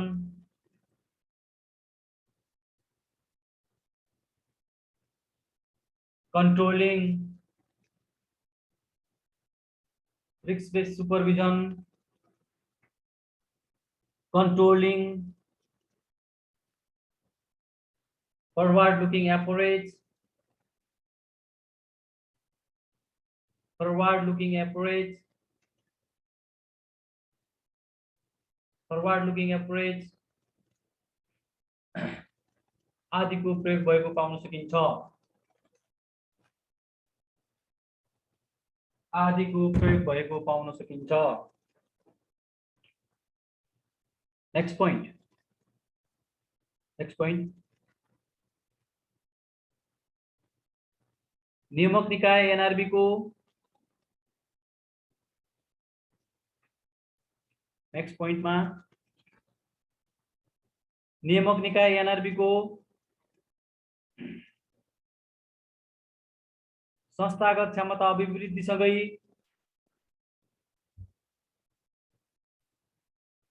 संस्थागत क्षमता अभिवृद्धि सँगै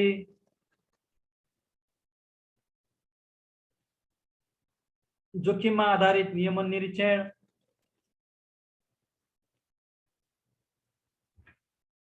संस्थागत क्षमता अभिवृद्धि सँगै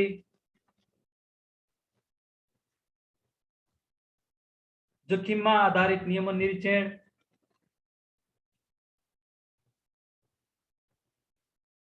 रियल टाइम सुपरभिजन,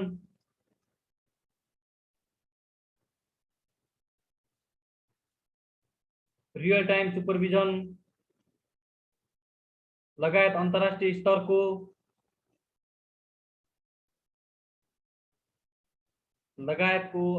स्तरको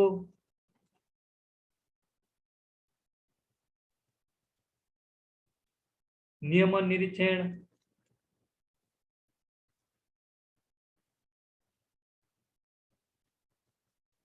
नियमन निरीक्षण,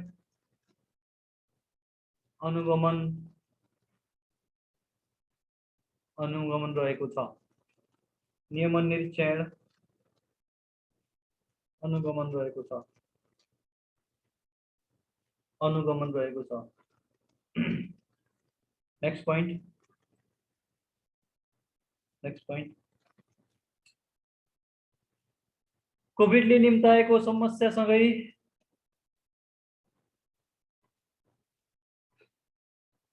नेक्स्ट पोइन्ट, कोभिडले निम्ताएको समस्या सँगै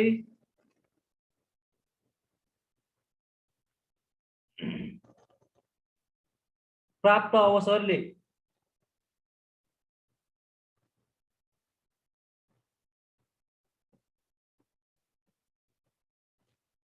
बैंकिङ क्षेत्रको डिजिटाइजेसन गरेको, प्राप्त अवसरले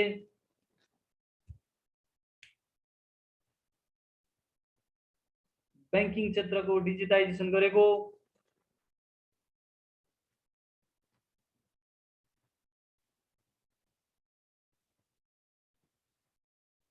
वित्तीय कारोबार इलेक्ट्रोनिक बेस,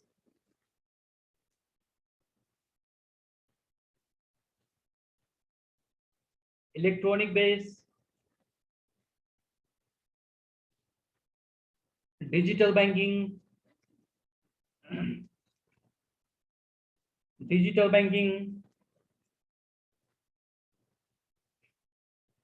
वर्चुअल बैंकिङ,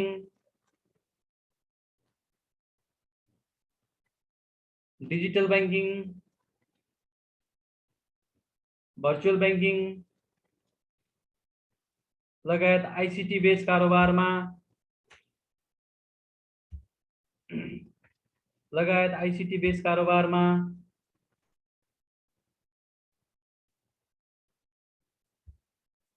उल्लेखनीय वृद्धि भएको पाउन सकिन्छ। नेक्स्ट पोइन्ट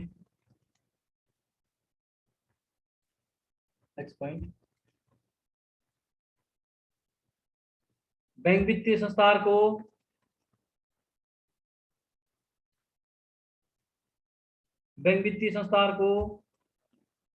एकछिन है ल है त electronic base, digital base, virtual base लगायत आईसीटी बेस कारोबारको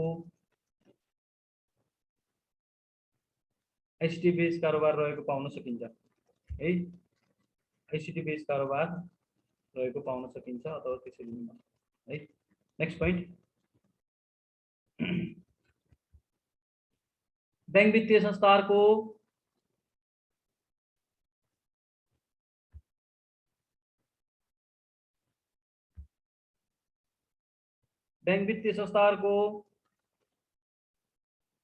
core business product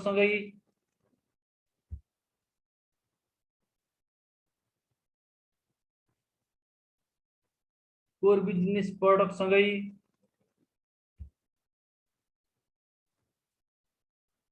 fee base, commission base,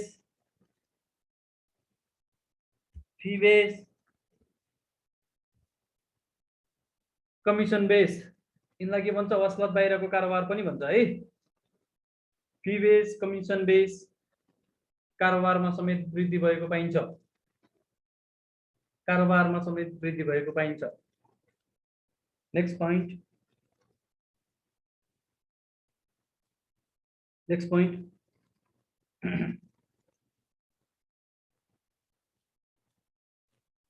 नेपालीहरूको निक्षेप खाता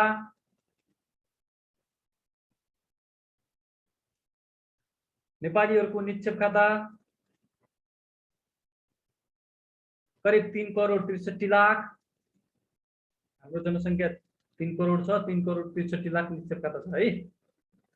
करिब 3 crore 63 lakh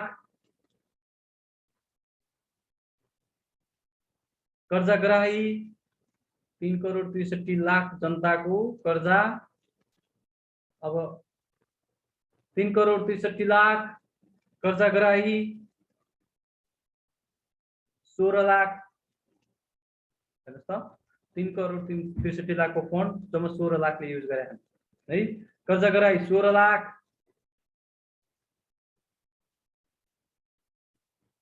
debit card users 92,45,000,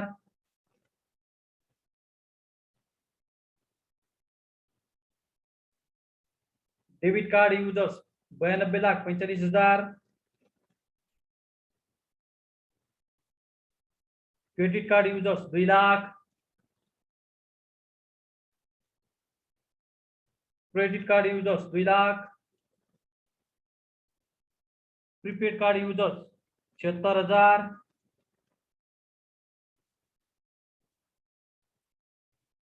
prepaid card users 76,000, internet banking users 12,10,000, internet banking users 12,10,000 र mobile banking users 1 crore 48 lakh 1 crore 48 lakh भएको पाउन सकिन्छ।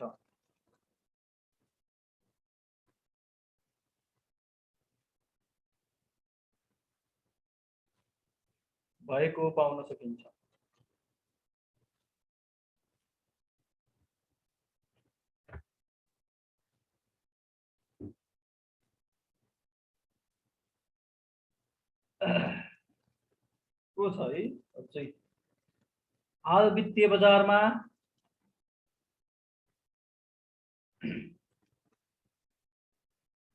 ओके इंटरनेट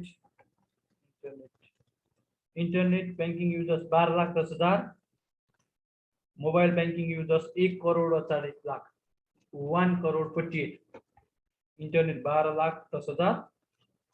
यो डेटाहरू तपाईँले राष्ट्र ब्याङ्कको वेबसाइटमा गएर फाइनेन्शियल इन्क्लुजन पोर्टलमा गएर हेर्नु भने पाउनुहुन्छ है। अरू नयाँ कुरा केही पनि छैन, त्यो डाटा मात्रै देखाइदिएको। हाल वित्तीय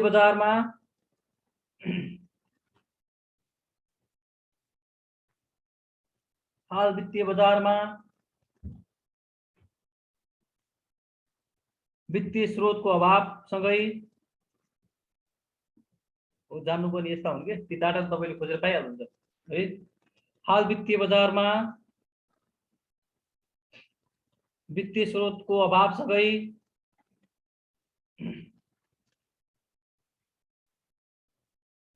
financial friction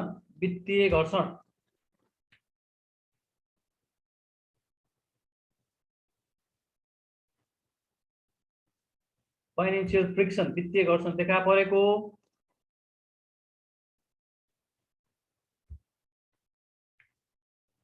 loanable fund crisis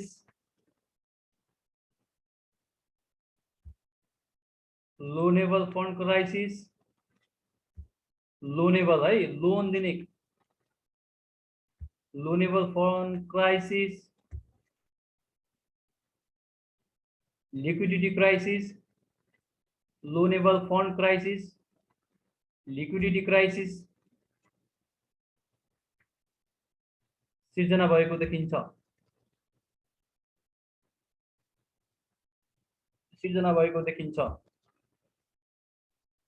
यसले गर्दा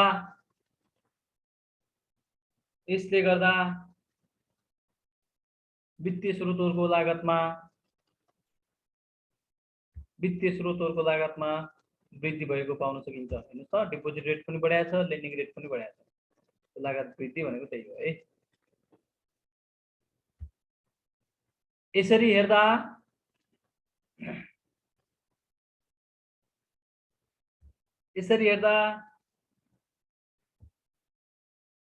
नेपालको हालको बैंकिङ अवस्था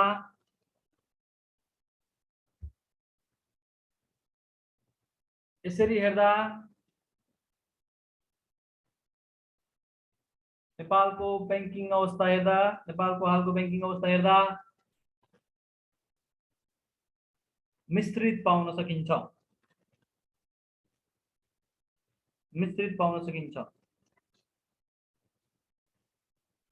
एकातिर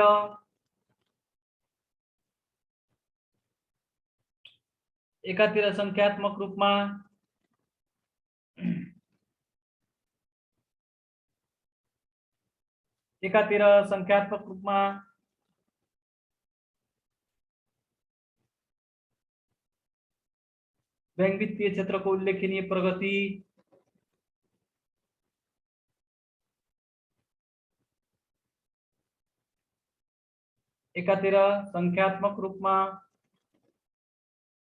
बैंक वित्तीय क्षेत्रको उल्लेखनीय प्रगति देखिन्छ भने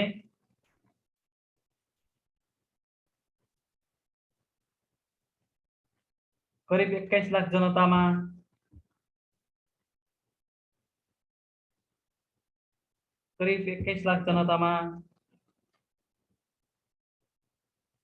कुनै पनि बैंक वित्तीय सेवा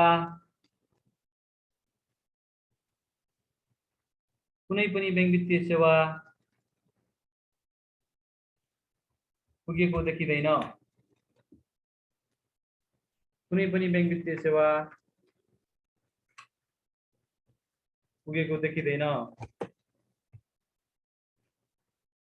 त्यस्तै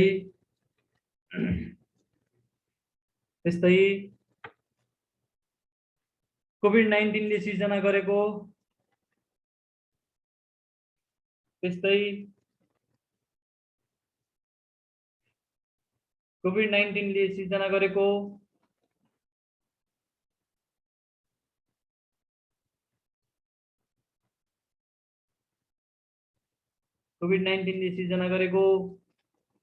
समस्या स्वरूप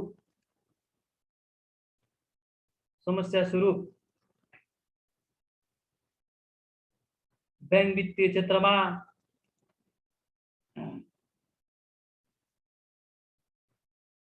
क्षेत्रमा spill over effect spill over effect देख्न सकिने सम्भावना स्पिल ओभर इफेक्ट देख्न सकिने सम्भावना पनि उत्तिकै पाउन सकिन्छ।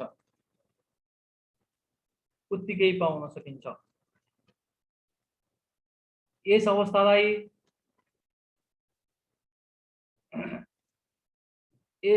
मध्यनजर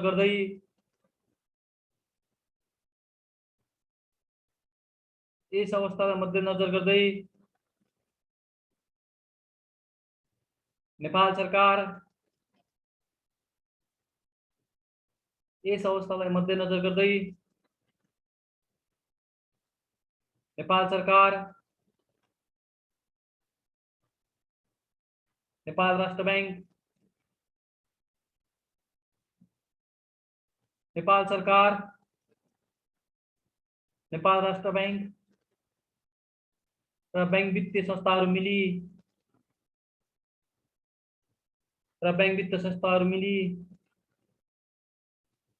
संयुक्त रूपमा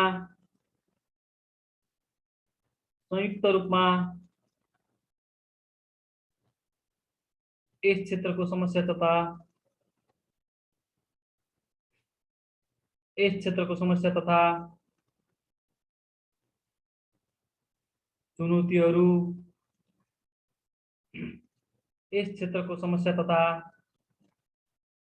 चुनौतीहरू समाधान गर्दै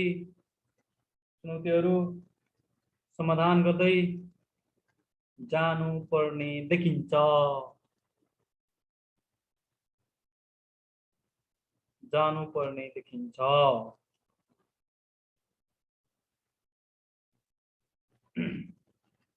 ल अब बैंकिङ क्षेत्रका चुनौतीहरू बुझ्नु भन्दा पनि ठक लेख्यो भने तपाईहरु आफै बुझ्नुहुन्छ, म लेखाइदिन्छु है त।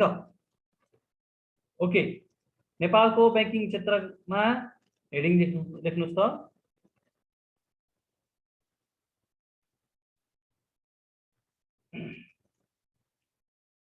हेडिङ लेख्नुस् त। नेपालको बैंकिङ क्षेत्रमा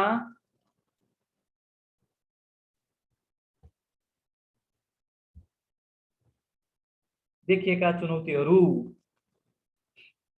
नेपालको बैंकिङ क्षेत्रमा देखिएका चुनौतीहरू। ल लेख्न स्टार्ट गरिहाल्नु। विश्वव्यापीकरण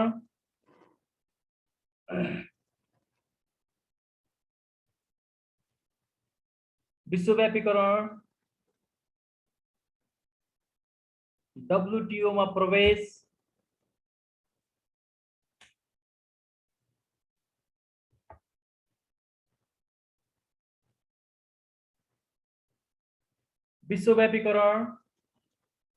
WTO मा प्रवेश समय-समयमा देखिने प्राकृतिक प्रकोप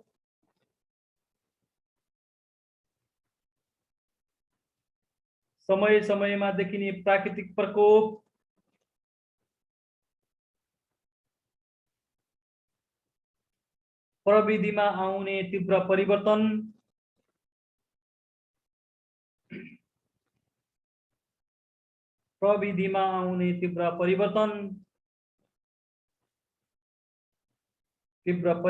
लगायत संरचनागत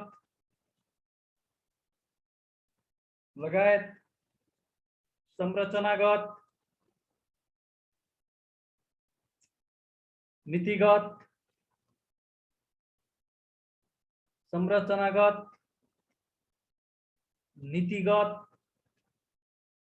कार्यगत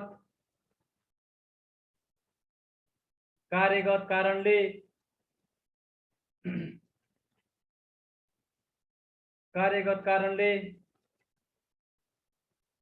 कच्चा अवस्थामा रहेको कार्यगत कारणले कच्चा अवस्थामा रहेको नेपालको बैंकिङ अवस्थामा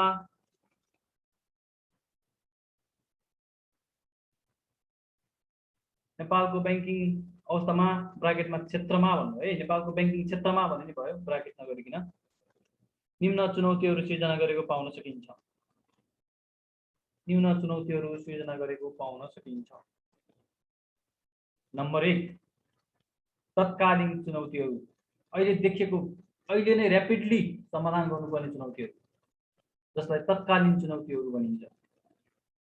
ती चुनौतीहरू हाल बैंकिङ सेक्टरमा देखिएको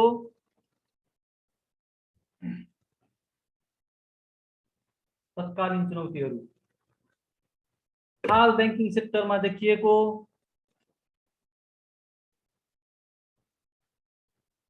वित्तीय घर्षणलाई, वित्तीय घर्षण भनेको अघि नै मजाले बुझिसक्नु भएको छ है करेन्ट स्ट्याटसमा। हाल बैंकिङ सेक्टरमा देखिएको वित्तीय घर्षणलाई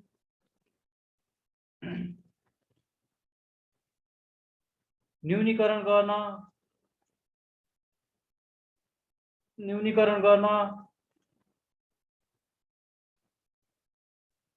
वित्तीय स्रोत न्यूनीकरण गर्न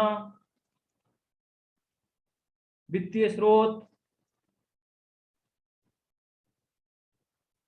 कर्जा लगानी, वित्तीय स्रोत कर्जा लगानी र तरलता व्यवस्थापन बीच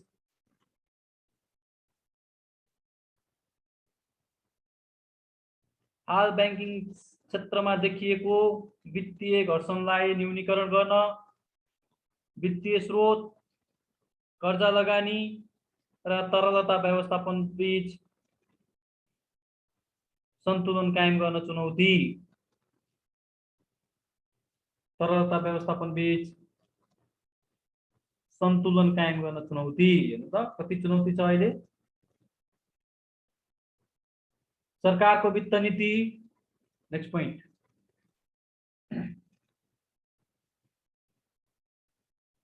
सरकारको वित्त नीति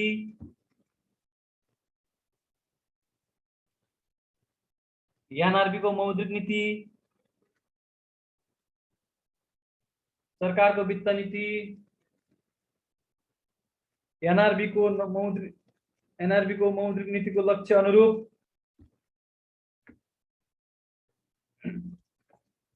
एनआरबी को मौद्रिक नीति को लक्ष्य अनुरूप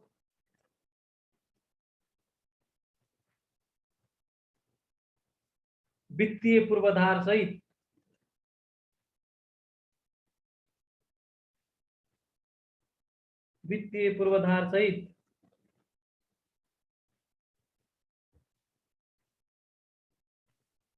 सबै स्थानीय तहमा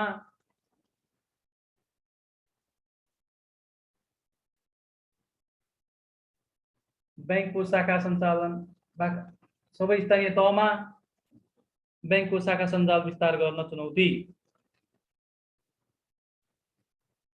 बैंकको शाखा सञ्जाल विस्तार गर्न चुनौती। नेक्स्ट पोइन्ट,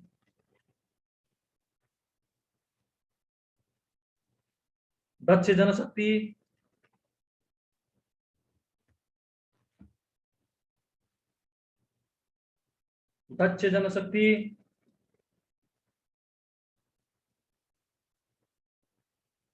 प्रविधि को उपलब्धता,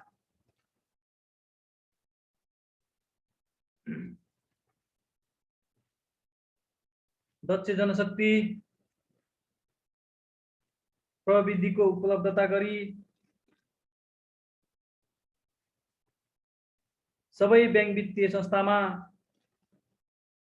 प्रविधि को उपलब्धता गरी सबै बैंक वित्तीय संस्थामा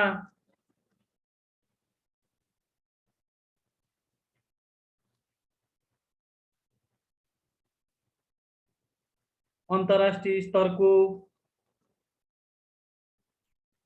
लेखा पद्धति एनएफआरएस, अहिले एनएफआरएस लागू गर्न गाह्रो भइरहेछ के, अन्तर्राष्ट्रिय स्तरको लेखा पद्धति एनएफआरएस लागू गर्न चुनौती। एनएफआरएस लागू गर्न चुनौती। नेक्स्ट पोइन्ट, सरकारी बैंकमा देखिएको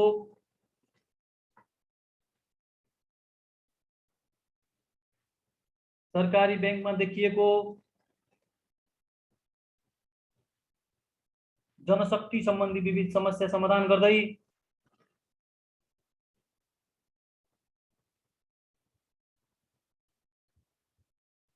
सरकारी बैंकमा देखिएको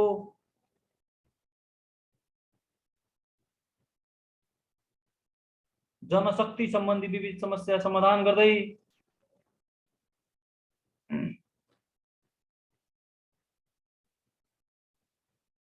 पूर्ण रूपमा जनशक्ति आपूर्ति गर्न समस्या चुनौती रहेको। पूर्ण रूपमा जनशक्ति आपूर्ति गर्न समस्या रहेको। हेर्नुहोस् त, राष्ट्रिय वाणिज्य बैंकमा 2 वर्ष अगाडि इक्जाम दिएको, अहिले आएर क्यान्सल हुन्छ। राष्ट्रिय वाणिज्य बैंकले सबै करारका कर्मचारीबाट शाखाहरू बैंकिङ कारोबारहरू सञ्चालन गर्नु परेको छ। यो बहुत ठुलो समस्या छ। सर यसलाई फेरि एकचोटि भनिदिनु न। ओके, सरकारी बैंकमा देखिएको जनशक्ति सम्बन्धी विविध समस्या समाधान गर्दै भनेको लोकसेवासँग सम्बन्धित समस्या क्या, समाधान गर्दै पूर्ण रूपमा जनशक्ति आपूर्ति गर्न चुनौती रहेको। पूर्ण रूपमा जनशक्ति आपूर्ति गर्न चुनौती रहेको।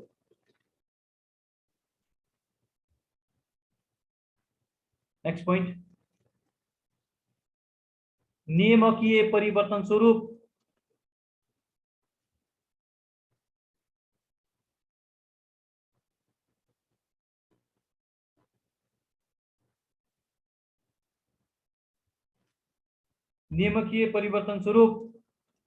ब्राकेटमा सीसीडी टू सीडी रेशियो भनौँ।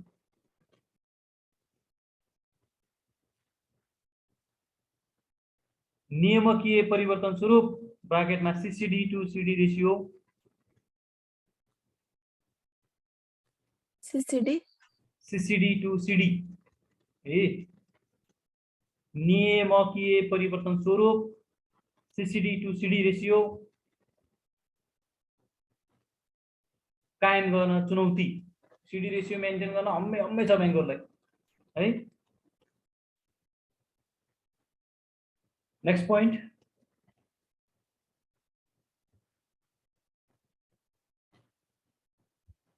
कोभिड-19 द्वारा सृजित विभिन्न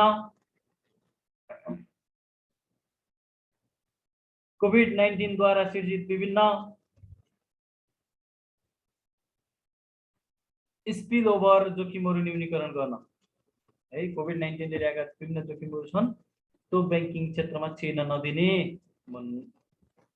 गर्नलाई चुनौती छ भनेको है। कोभिड-19 द्वारा सृजित स्पिल ओभर जोखिम न्यूनीकरण गर्न चुनौती। सर फेरि भन्दिनु न।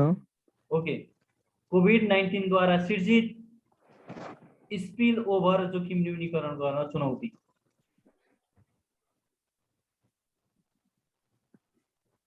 ल, तपाईहरु थाक्नुभयो होला स्पिल ओभर भनेको के हो त?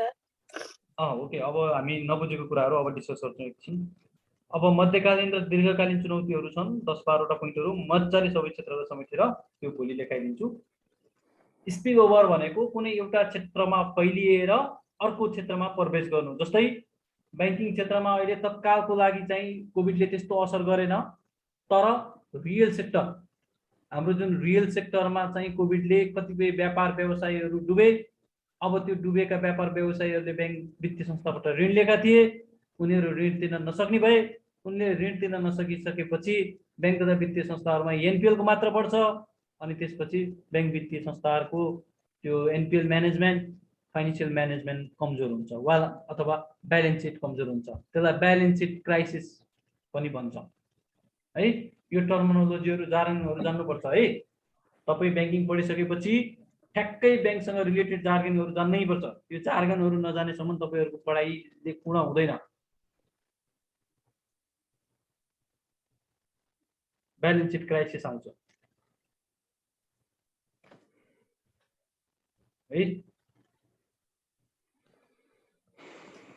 अरू केही छ त्यस्तो? सर हजुर भन्नु त। जस्तै यो हामीले नेपाली लेख्दै गर्दाखेरि प्र्याक्टिकल रूपमा ब्याङ्कमा प्रयोग भएका शब्दहरू इङ्ग्लिसमा लेख्छ भने त्यो लेखाइ नै उत्कृष्ट लेखाइ हो सर? उत्कृष्ट लेखाइ ठ्याक्कै जार्गनहरू छ भने त तपाईँको त्यही टर्महरू लेखिदिँदा त धेरै मिठास हुन्छ। त्यसले कस्तो हुन्छ भने कतिपय वर्डहरूले चाहिँ नेपालीकरण गर्दा त्यसले ठ्याक्कै मिनिङ दिँदैन कि भाव दिँदैन। हजुर त्यो भएर तपाईँको यो स्पेसिफिक लेखाइ केही लोकसेवाले तपाईँको राइटिङ ठिक हुनु पर्यो, तपाईँको इन्टेन्सन ठिक हुनु पर्यो। म राइस खान्छु भन्ने तरिकाको सेन्टेन्स पनि मान्छ हजुर है। त्यो भएर कुनै पनि कन्फ्युज नभइकन मजाले लेख्ने। जार्गनहरू तपाईँको ठ्याक्कै ब्याङ्कसँग रिलेटेड टर्मिनोलोजीहरू जस्ताको तस्तै लेखिदिँदा त्यसले भन्न खोजेको इन्टेन्ट मिनिङ नेपालीकरण गर्नु अनि त्यो मिनिङ चाहिँ कता हराउँछ त्यही मिनिङ आउँछ। हजुर अब रिस्पेक्ट सुपरभिजन भन्नु र जोखिममा होइन अरू के छन् के तपाईँको त्यस्तै छन्। त्यस्ता जार्गनहरू छन्। त्यो जार्गनहरूलाई इङ्ग्लिसमै भयो भने तिनीहरूले ठ्याक्कै मिनिङ दिन्छ कि है। ओके अरू केही छ? जस्तो सर यो एनआरबी को डाटाहरू हुन्छ नि धेरै जसो, हजुर हजुर जस्तै इन्टरनेट ब्याङ्किङ जुन हामीले अहिले लेख्यो नि, उम्, त्यो डाटा जस्तो हामीले मोबाइलबाट चाहिँ हेर्न नमिल्ने छ, त्यो तपाईँले त्यो डाटा जुन ल्यापटपबाट गरेर हामीलाई पठाउनु न है। अब अहिले त यिनै डाटाहरू हो होइन। मैले अस्ति भर्खर तपाईँको अर्को ग्रुपलाई नै हेर्दाखेरि लेखाइदिएको डाटा थियो मसँग। हजुर अब तपाईँहरूको इक्जाम आउने बेलासम्म हामी अपडेट भइन्छ होइन। त्यो बेलामा एकचोटि हाम्रो सबै स्टुडेन्टहरूलाई रिसेन्ट डाटाहरू चाहिँ अपडेट गराउँछौँ हामी। ए हुन्छ सर। त्यही पनि अरू पनि हेर्नको लागि चाहिँ त्यो फाइलले हामीलाई सेयर गरिदिनु भयो भने सजिलो हुन्थ्यो कि अन्त। फाइल भन्नाले त्यहाँ तपाईँको राष्ट्र ब्याङ्कको एनआरबी के अरे फाइनेन्सियल इन्क्लुजन पोर्टल भन्ने छ, त्यहाँ गएर हेर्ने हो है। हजुर तपाईँको तर मोबाइलबाट मिल्दैन कि त्यो, त्यही मोबाइलबाट मिलेन भन्नुभयो। अब त्यसको लागि त के गर्ने, अब त्यही ल्यापटप अथवा कम्प्युटरबाट हेर्ने हो। ठिक छ, हामी हाम्रो स्टुडेन्टहरूलाई चाहिँ तपाईँको इक्जाम आउने बेलामा चाहिँ रिसेन्ट डाटा ल यो छ है कन्डिसन भनेर भन्छौँ ए हुन्छ सर। है। ल बुझिरहनु भएको छ नि क्लासहरू? बुझिरहेको छौँ सर। ल एकजना तपाईँ एक दुईजनाहरू यसो मलाई तपाईँहरू कन्ट्याक्ट नम्बर दिनु न। के भन्छ अरे मेरो ठ्याक्कै मैले तपाईँहरू यता कोही हुनुहुन्छ यता विराटनगरतिरको?